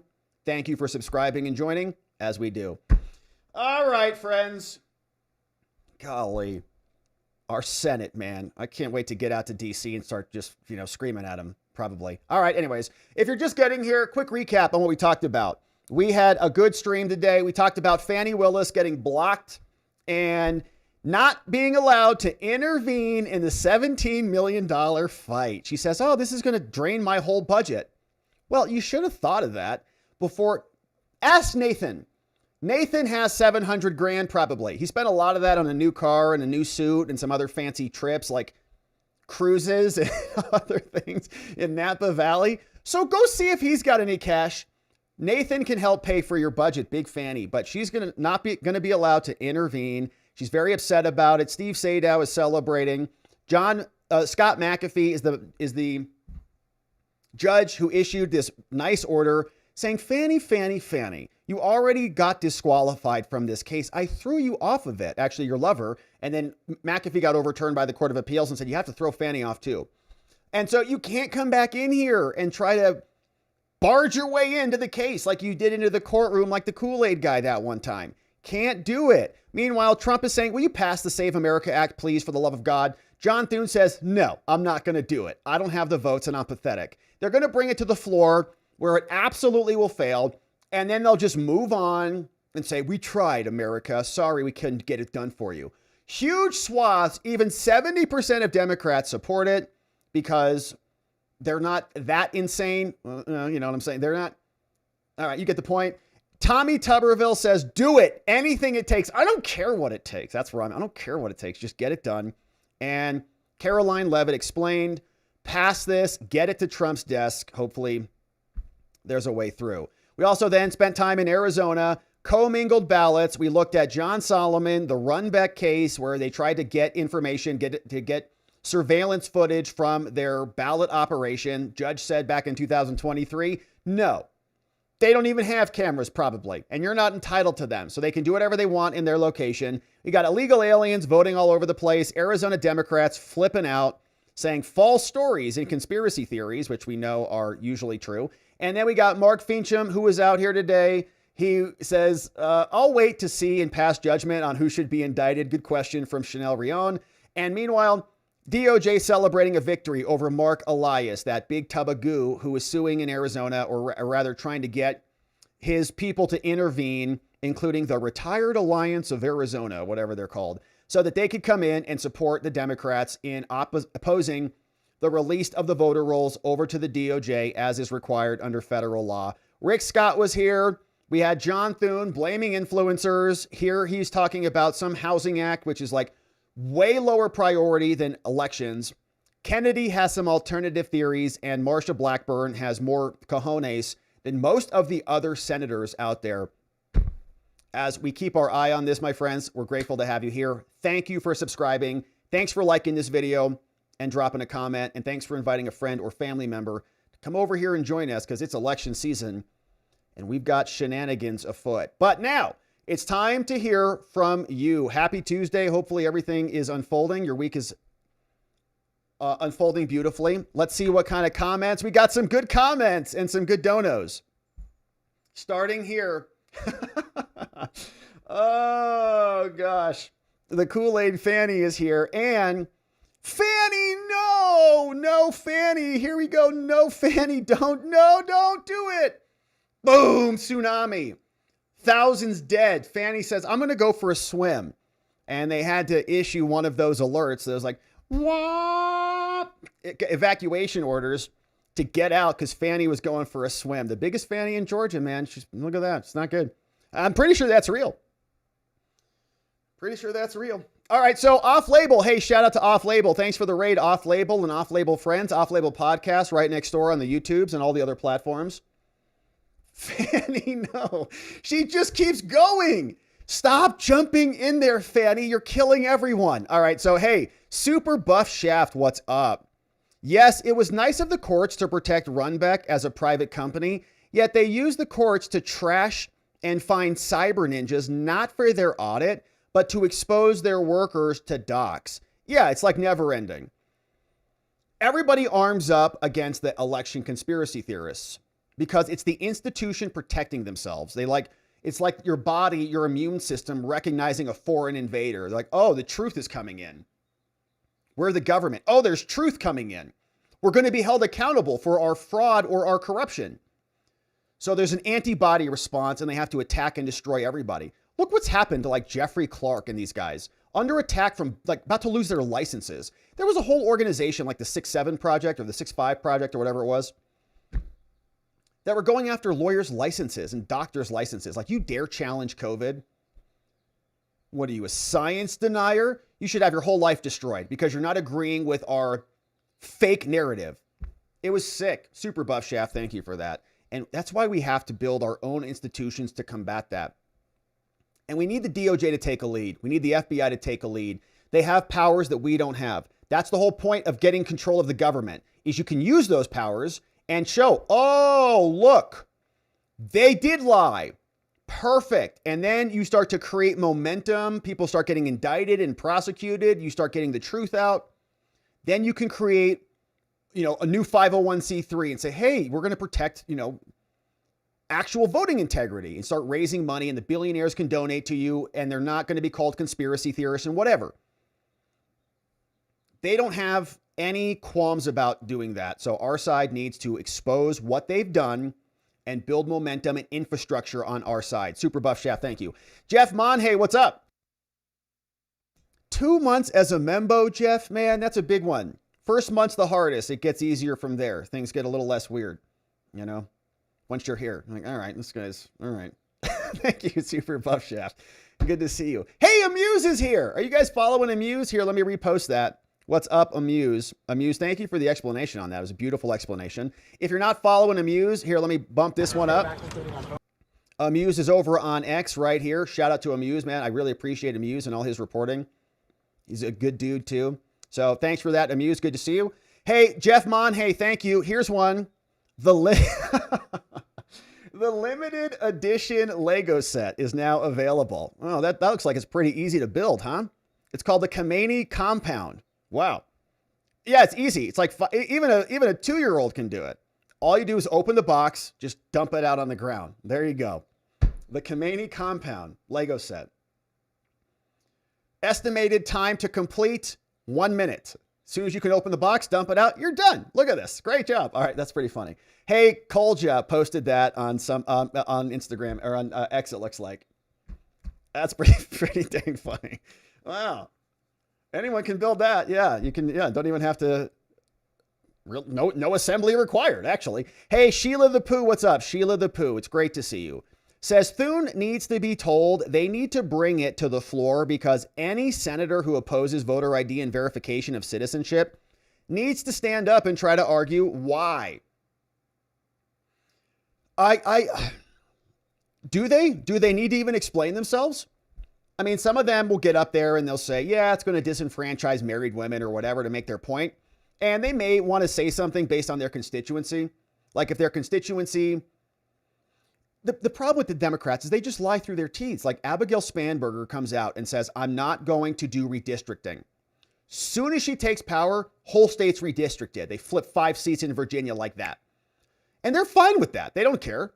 They just, oh, that's no problem at all. As long as we win, they can do whatever they want. So Sheila, hopefully, the idea is you make them explain their position. I think that's what John Thune's like silver lining is. We'll put it to the floor, make them own the vote. They don't care. And if they get back in power, they'll just flip the switch. They'll nuke the filibuster and they'll pass their own version of this where ID is banned all across all the states or something. Because they're shameless. They have no shame. Thank you, Sheila the Pooh, for the dono. 1,000,000 hugs to you, Sheila. Thank you. Hey, Randy Brandel. Oh, yeah, is here. He says, where the F is JD Vance at? That's a good point. JD's been pretty quiet out there. I think since this Iran stuff popped, JD's like, anyway, what's going on over here? And he's just out the door. Isn't he the president of the Senate? Yeah. But they're not even close. Like, he comes out if there's a tie break, and it's not one of those situations. We need a full 60. If we're going to bring it to the floor, we need the full 60. And by the way, this is a problem. I think Madison talked about this in the Federalist Papers. It's the tyranny of the minority. How can the minority of the votes, if the Republicans win, like 51 want to pass the SAVE Act and 49 don't, it's dead on arrival. It's the tyranny of the minority. Why isn't he cracking skulls and securing the vote proverbially and securing the votes for the Senate for the Save America Act? My throat is hoarse typing this out. Great show, Rob. Thank you, Randy Brandel. Yeah, we appreciate that. I know I got to drink some tea or something to get that throat cleared up. But Randy, I mean, he comes in to break the tie. He doesn't come in and add a vote. So like if it's 59 Republicans, JD's not coming out to be the 60th vote to get it through. So, I mean, I guess he could help whip things up. I think the president is taking the lead on that. Like Trump is demanding this pass. Trump even put the ultimatum out saying, I'm not signing crap until you get this through. So if Trump can't coerce the Democrat or the Republicans into getting off their butts and doing something aggressive like the Democrats will do, I don't know that JD Vance is going to do much either. But we haven't seen much of JD. And when all this Iran stuff was going on, JD was like, left him at home. We're taking Rubio. We're taking our favorite child down to Mar-a-Lago. JD Vance is like over there at the White House with Tulsi Gabbard. They're like, So Randy, thank you for the nice donut. We appreciate that. What's going on here? Rick D. LOL, only President Trump gets this reaction. He randomly stopped at a local gas station and picked up some snacks for Air Force One. Let's watch it. All right, so this is from Rick D. He sent that jumping out of an airplane. And he's got it. You're over, what, 6,000 jumps now? Rick D. What's this? Officer Lou. Trump shows up in the Beast limo, grabs some arepas for Air Force One, and suddenly the phones are everywhere. Cheers, shouts of the name, pure rally vibes inside the store. This man turns any stop into an event. And here's somebody's filming from outside the window. There he comes, man. USA, USA, USA, USA. All right, that's pretty amazing, but that can't be a random gas station stop. Like, what are all those people doing hanging out at a gas station? Yeah, that's got to be planned, I'd say. But still, that's a pretty nice welcome. I don't think you have all that set up at random gas stations, but yeah, it's still a nice warm welcome at a gas station. So anyways, that's pretty funny. Thank you, Rick D, for that one. Shout out to our president. Thank you, Rick D. Hey, Joe B. Wan Kenobi. Term limits, term limits, term limits. Yeah, and remember when we had, what was her name from California? The senator who was gone, absolutely gone, and they just kept shoving her into these various hearings. It's like McConnell. Senator Mitch McConnell has been around for a long time and he's not doing anything, and his staff just shoves him from room to room, and who knows what's going on. Is he even functional in the brain? What was the lady from California? She's dead now. Forget her name, but she's like at 80 something. Her staff was running thing and telling her how to vote and all this stuff. It's not good. It's not. Dianne Feinstein. That's right. Thank you, chat. M. Joya, what's up? NPC. Yeah, Tim Jake. Thank you, guys. Dianne Feinstein. It was at the tip of my tongue. Thank you for the help. NC November Girl, what's up? Ephemeris.com. Birth chart jewelry for the baby. Birth chart jewelry for the baby. Ephemeris.com. Thank you, NC November Girl. So yeah, baby's coming like late July, July 20th, sometime in there pretty soon. We got another ultrasound this Friday. So that reminds me, this Friday, we're going to do an early stream because my beautiful wife and I, we've got like 2 back-to-back baby appointments. We should have a new ultrasound this Friday. So that we're doing that Friday afternoon. So we'll be here early Friday morning. And then we're packing up also. So Friday will be our last official public stream. We're going to do a short member stream on Saturday to say goodbye to the studio. And then that's it for us. We're packing up. We got a couple other stops before we ultimately hit the road for DC, but that's the plan for the week. And members, tomorrow morning, we have a power outage. I just got notified. We have a scheduled power outage during our normal time. So the schedule in the morning is going to be different. We might go a little early or a little bit later. Maybe a little bit later. Yeah, we'll figure it out. But tomorrow, our members only stream in the morning is going to be wonked because our power is going out like literally. They gave us an hour window right when we stream. It's going out. So just a heads up on that. So I forgot to mention that this morning. I just got a text about it. Joe B. Wan Kenobi, thank you. NC November Girl, thank you. One old guy. Man, I don't know what that word is. In Las Elecciones de Maricopa, son, I don't know what that word is. I don't know what that word. Cachirules. Is that a bad word? Oh gosh. Yeah. So then on. So we're gonna continue to stream. So the next week. So not this week. Next week, Monday, Tuesday, and Wednesday, we'll have streams. I don't know exactly what time yet because we've got like checkout. We're renting the spot in Prescott right now. So we have to clean the place. Then we have inspections. Our closeout inspections. Then Wednesday, we're going down to Phoenix to say goodbye to my fam. And then Thursday, we're hitting the road. So Thursday on the road, we're going to have, we're going to have Starlink in the vehicle. So we may attempt a stream from the car. I don't know if it's going to work or not. But either way, we'll publish some stuff. If it's not live, we'll publish some stuff Thursday, Friday. Then Saturday and Sunday, we're driving. So we'll still probably publish stuff. But we'll be on the road 12 hours a day. It's going to take us about 4 days to get out there with my pregnant wife and our dog. So we're going to have a bunch of stops. And then on Monday, not this upcoming Monday, but 2 weeks, we'll be in DC, baby. Our first DC stream. So it should be fun. It's going to be a long 2 weeks, but we're excited about it. Then we'll be out there. And then we're going to save America. Okay, like for real. We're tired of all this crap going on. We're sick of it. So we're going out there to just, okay, we've had enough. John. I am excited that you will soon be sharing the torment of DPJ with me. I also wonder what you are going to do about the time of your shows. I doubt you will want to be stuck in the house doing a stream at noon every day. I am excited that you, what the heck kind of, what is that? DPJ? The torment of DPJ with me. I also wonder what you are going to do about the time of your shows. I doubt you will want to be stuck in the house doing a stream at noon every day. From John. The torment. I don't know what this means, John. I'm very confused. And a lot of this is in cursive, which is just very fancy. A little too fancy. Maybe that's why I don't understand it. Can you write it in crayon so I can read it, please? So I don't know what this means, but yeah, so our schedule, I think will probably be the same, largely in DC. The only, like, because it's normally our streams are like 5 p.m. East Coast time, right? So if there's activity during the day, like, for example, if there are Supreme Court oral arguments and we want to go out and record some protests or interface with Congress or whatever's going on in the mornings, we can do that in the mornings and then I think still come back here and do the streams because it's actually later in the day. It's at 5 p.m. over there. So most of the day's activity should be done. And usually that's good for us anyway, so that we can kind of close out the day, like the news all finishes and we can say, oh, okay, court filings, like all these things happen, and then bundle it up. So I think our times will largely be the same out there. Might actually be earlier. Like if we're doing a morning stream, we might do that early and then go out, hit the streets, and then come back. But we're also like, it's going to be a big experiment, to be honest with you.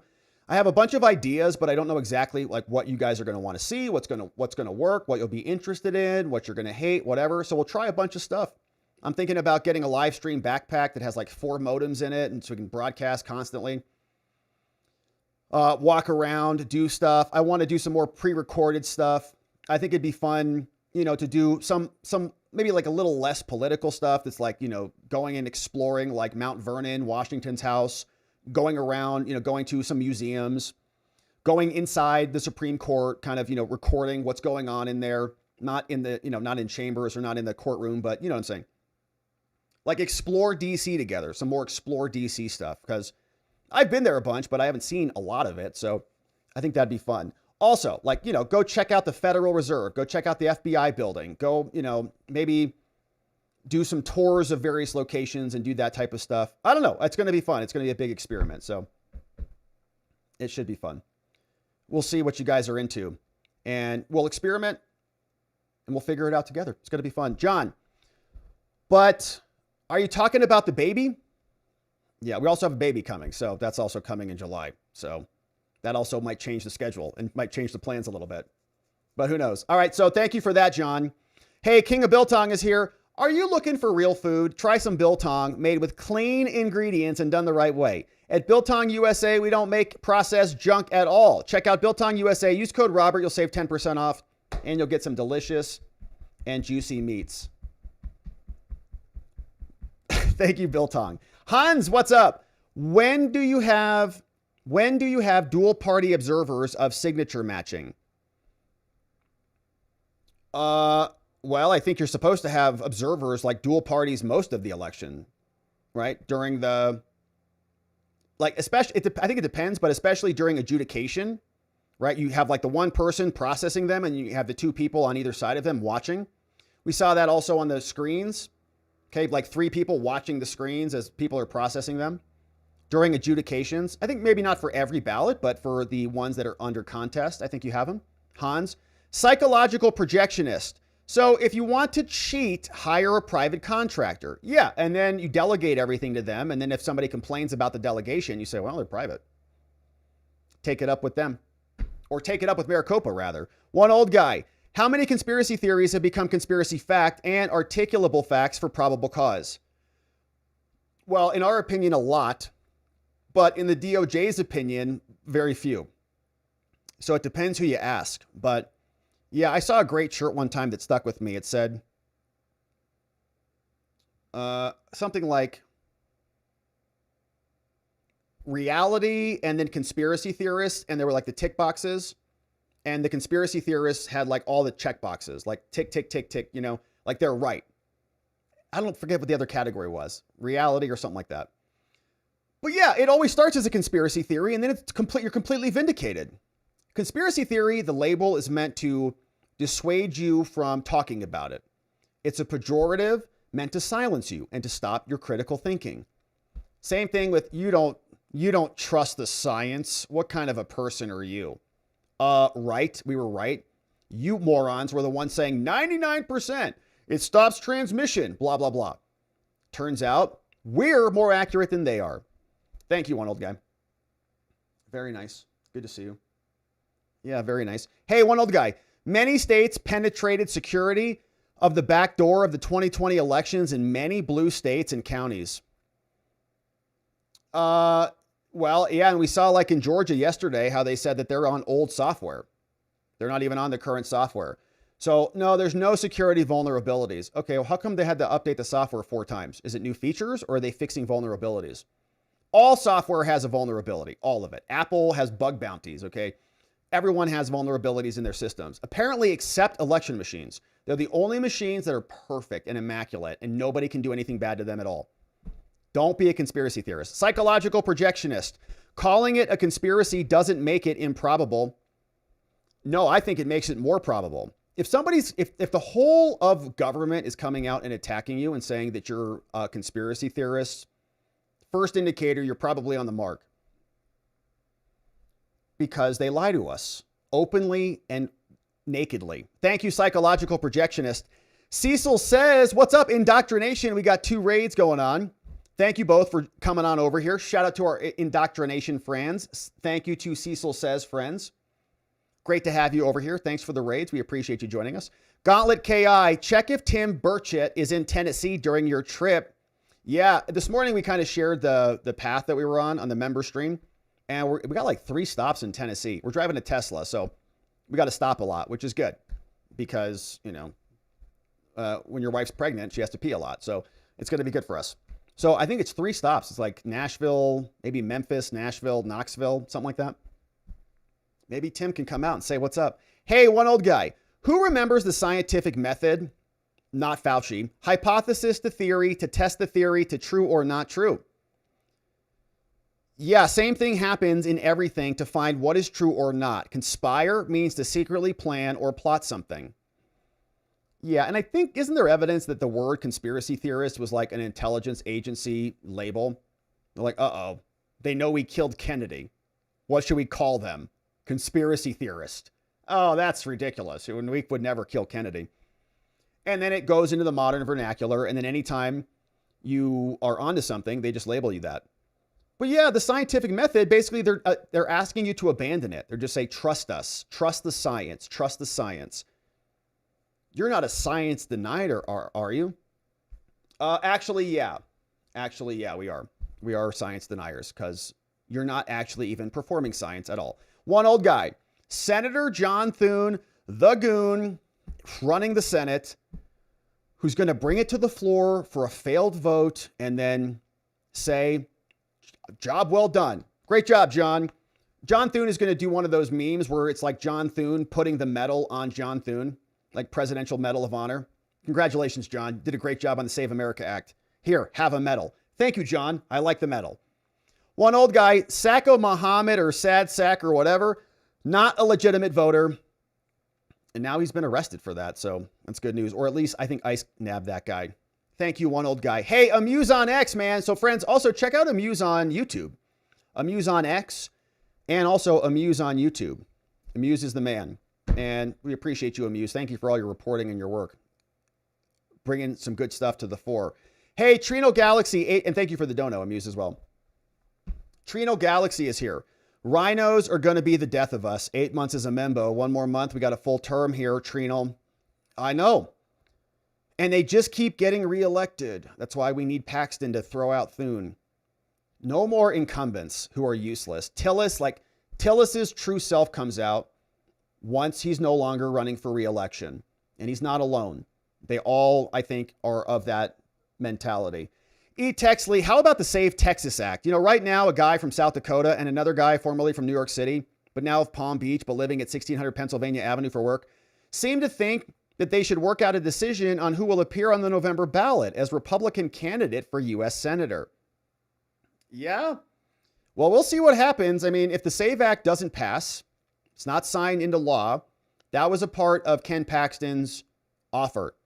We will suspend our campaign and drop out, and John Cornyn, your little rhino hack, he can have the seat. Only if you do this. If you don't, hopefully Ken Paxton doesn't drop out and continues on. John Cornyn can beat him in the runoff if Texas wants that to happen. If not, then Paxton can win, and we'll see what happens between him and Tallarico. And if Tallarico wins, that's not going to be good, but at least it's showing us, it's providing an opportunity for a candidate who won't lie to our faces. Well, Tallarico will lie to your face, but Cornyn, the thing with the Republicans is they're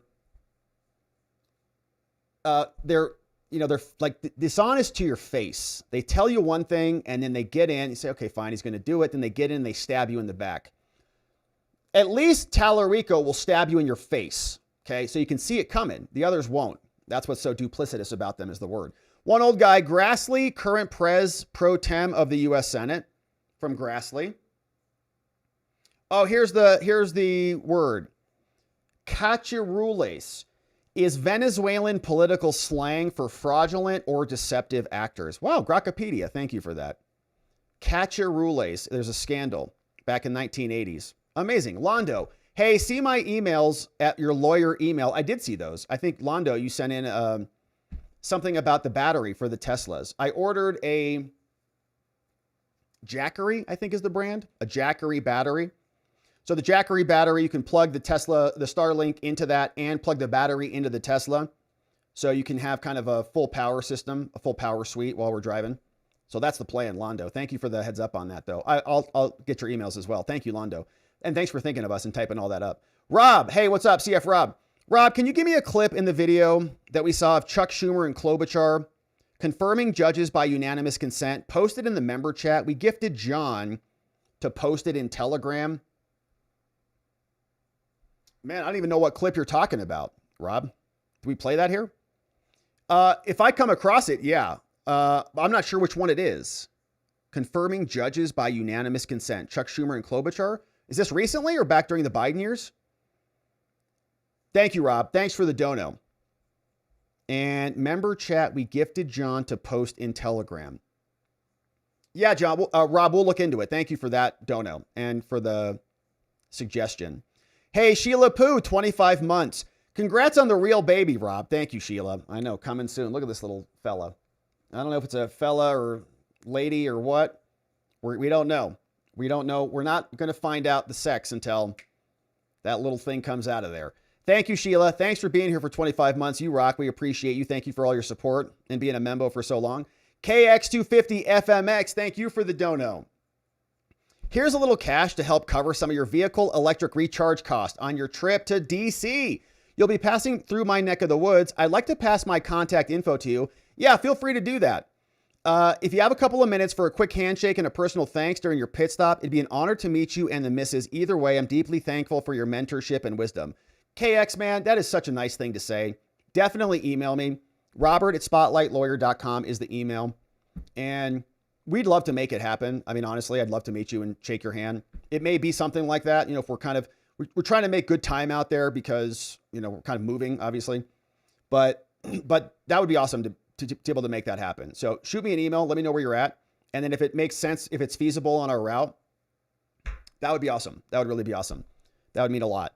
Thank you for even suggesting that. Really cool of you to say that. Rob, I've got TDS with no signature matching with a MAGA. From Rob.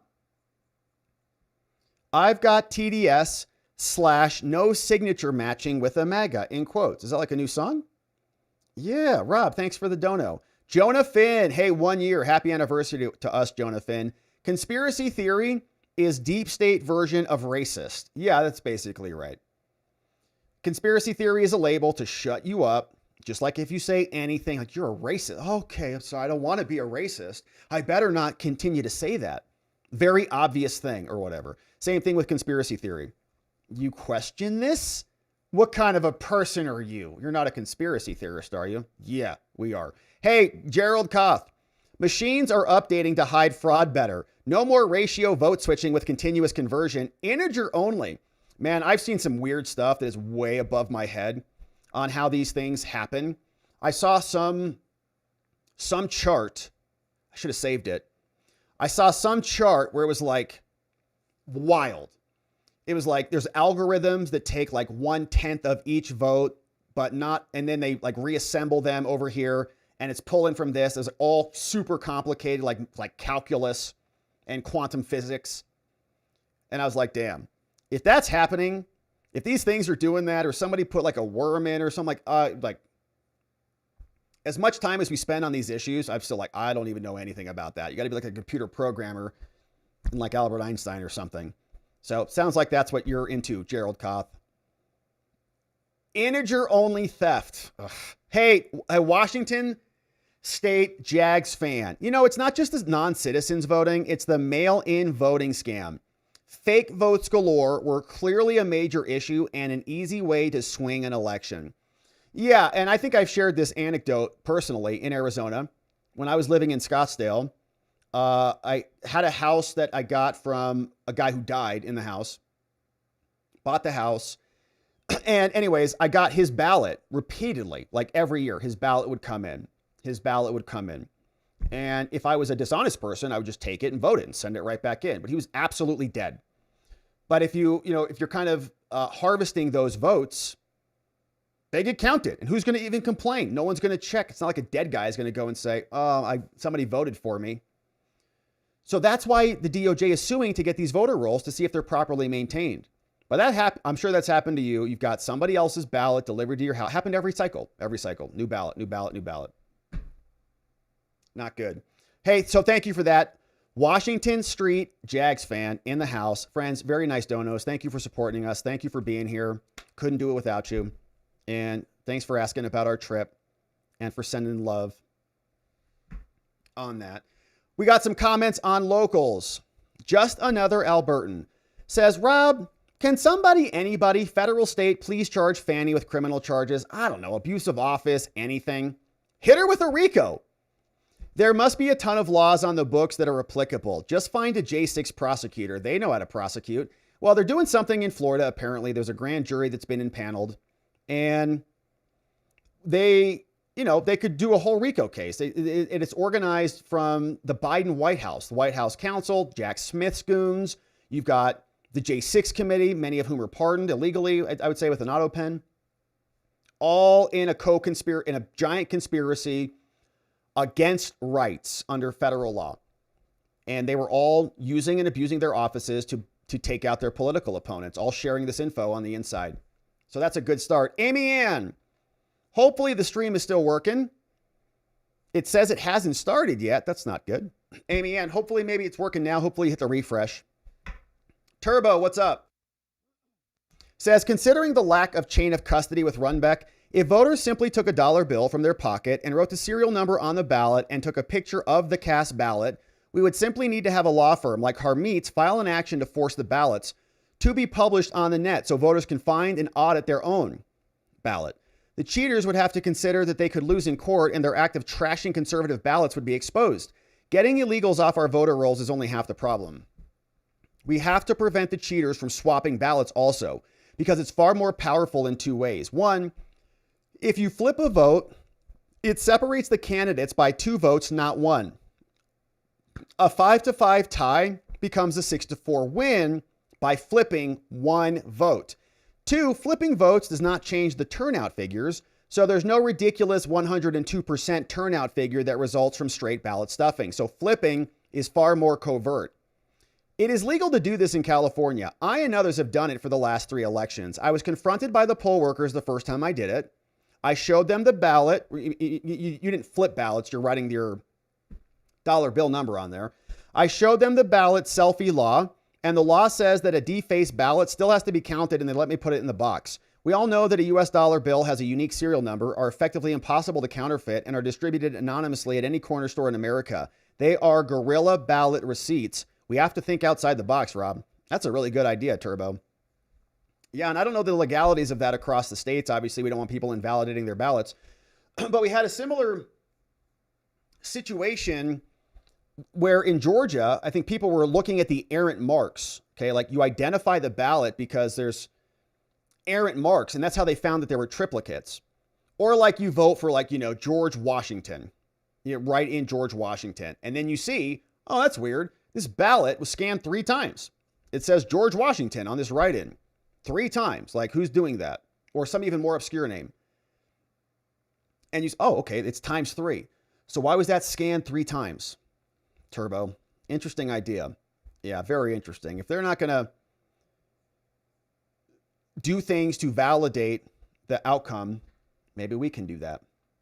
What's up, Rob? Rob says, Rob, we watched the video here. It was at the end of Biden's term.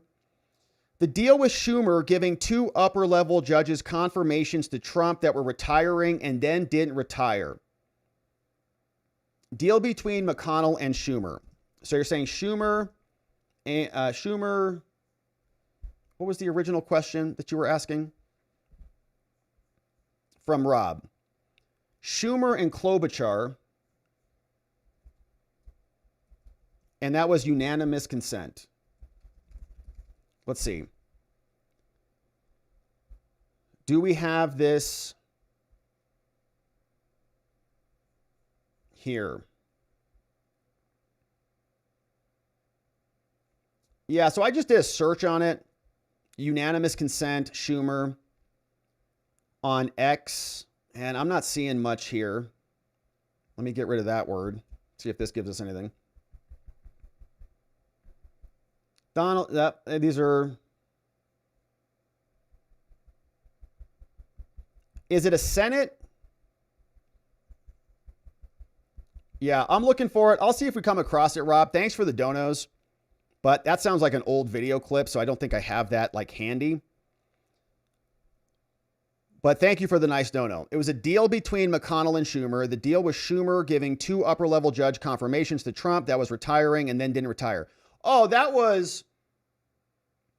Yeah, that was a whole scam. Yeah, they said that they would give the Democrats district court level positions if the Court of Appeals judges would retire. And then, I don't know if it was a clip though. Then after Trump won, those Court of Appeals judges unretired, and then they couldn't be, there were no empty seats to fill. If I remember that right. But I don't remember a video on that. I think that was just a story. Like they were going to retire, and then they didn't retire. So, but Rob, I'll look into it. Thank you for the nice donos today. Sorry I don't have that handy for you. Let's take a look at X, take some comments here, and then we'll wrap it on the afternoon. What a lovely stream it has been. Thank you, friends, for being here. Let's see what else we've got. Any comments? Neuro D, thank you. Says, join us over on Locals. We do morning Membo streams. Tomorrow, the member stream will be probably early and short because our power is going to cut off. We might just go live until our power shuts down, and we'll see what happens. It's probably what we'll do. So we'll be here tomorrow. If you want to join us, it's probably going to be early on the Membo stream, but then power's going out. So my apologies for that. Satellite Boy, they said 2020 was the most secure election in history. It was, in fact, the opposite of that. With widespread use of mail-in ballots, 2020 was the most insecure election in American history, which is why Joe Biden got 81 million votes. It's like a whole joke. Guernica, using private companies to obfuscate what would otherwise be public is a classic method employed by intelligence community. Yeah, no, they form their own corporations and their NGOs, and they have them do the work. Then we don't have any FOIA records. We don't even do it. They do. I would be Jack's lack of surprise to find out that there is some nexus between Runbeck and the IC. It's a good point. Yeah, that's a very good point. Wouldn't surprise me either. Hey, what's going on? Ellie Christensen. It is clear to me that an average person who is not a billionaire has no chance in criminal court. They don't have millions of dollars to spend for a sham criminal case, so they have to cave and go to jail. I bet Fani Willis does that all the time to people. No real justice in Atlanta. Yeah, and Fani gets away with it. She got reelected. She's like a hero out there. At least she had the courage to stand up to Trump. The courage, you mean to bang her lover and pay him 700 G's? Thank you, El. Hey, Dina Wilson, John Solomon refuses to report anything related to Steve Bannon and Epstein. He's playing everyone. Well, you don't have to comment on everything. Is he covering Epstein? Is Just the News covering Epstein stuff? I mean, we've mentioned Bannon here, but like, you're not required to like report on everything. I don't know. I don't follow everything that John Solomon covers, but I don't think he's playing everyone. I think John Solomon is covering things he thinks is pertinent to cover. Steve Bannon can explain himself, right? I can't explain Steve Bannon. He said he's going to explain himself. Hopefully he does. But like, John doesn't need to speak for Steve. I don't think. Dina, thank you. Guernica, once you're in DC, I'd love to see you on Timcast. I think that can actually happen. I got an invite some time ago. They said, hey, you want to come on sometime? And I said, sure. I'm in Arizona, though. I'm like, oh, well, we're less interested. I said, well, don't worry. I'm coming to DC. So that would be fun, man. I'd love to go hang out with Tim and those guys. I think they do a good show and they have good conversation. So that would be fun. Thank you for the encouragement on that. Guernica, appreciate you. And friends, it's been a beautiful stream. Thank you for being here and for joining us. Thanks for the great comments. Thanks for the donos. Thanks for following us on all the platforms and for your friendship and the fun. We'll pause here for the evening. We'll call it a night.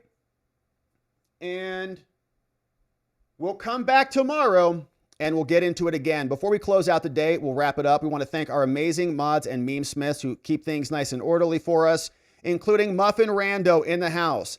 Thank you to John and the Cursive. We got Donut Mind Me, Carrie B, K Bean, Neuro D, Janek, Dog Digger, Geegum Geegum, Elliot, and Just Rhonda, all modding the fort down for us, keeping things nice and orderly around here. It's been a lovely Tuesday, my friends. We're going to come back tomorrow.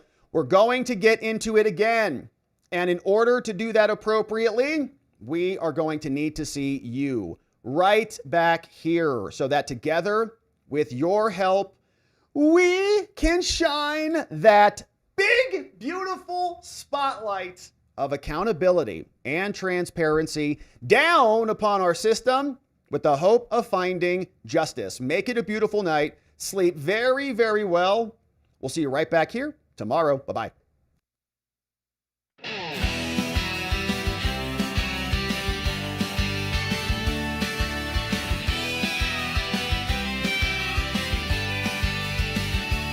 Thanks for watching, my beautiful friends. Now it's that time where the stream must end. You brought the heat with every chat and line. Together we expose corruption.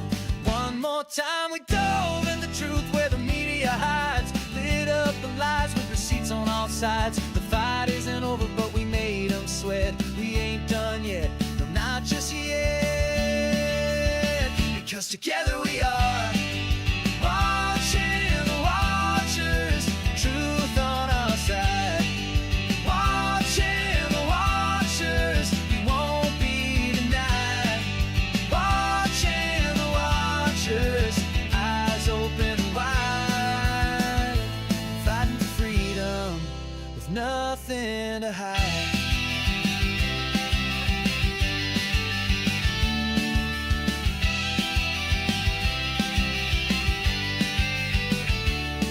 Drop a like and don't forget to share. And bring a friend who's ready to care. Tomorrow's lies are just today's news, but here we see through the scripted ruse.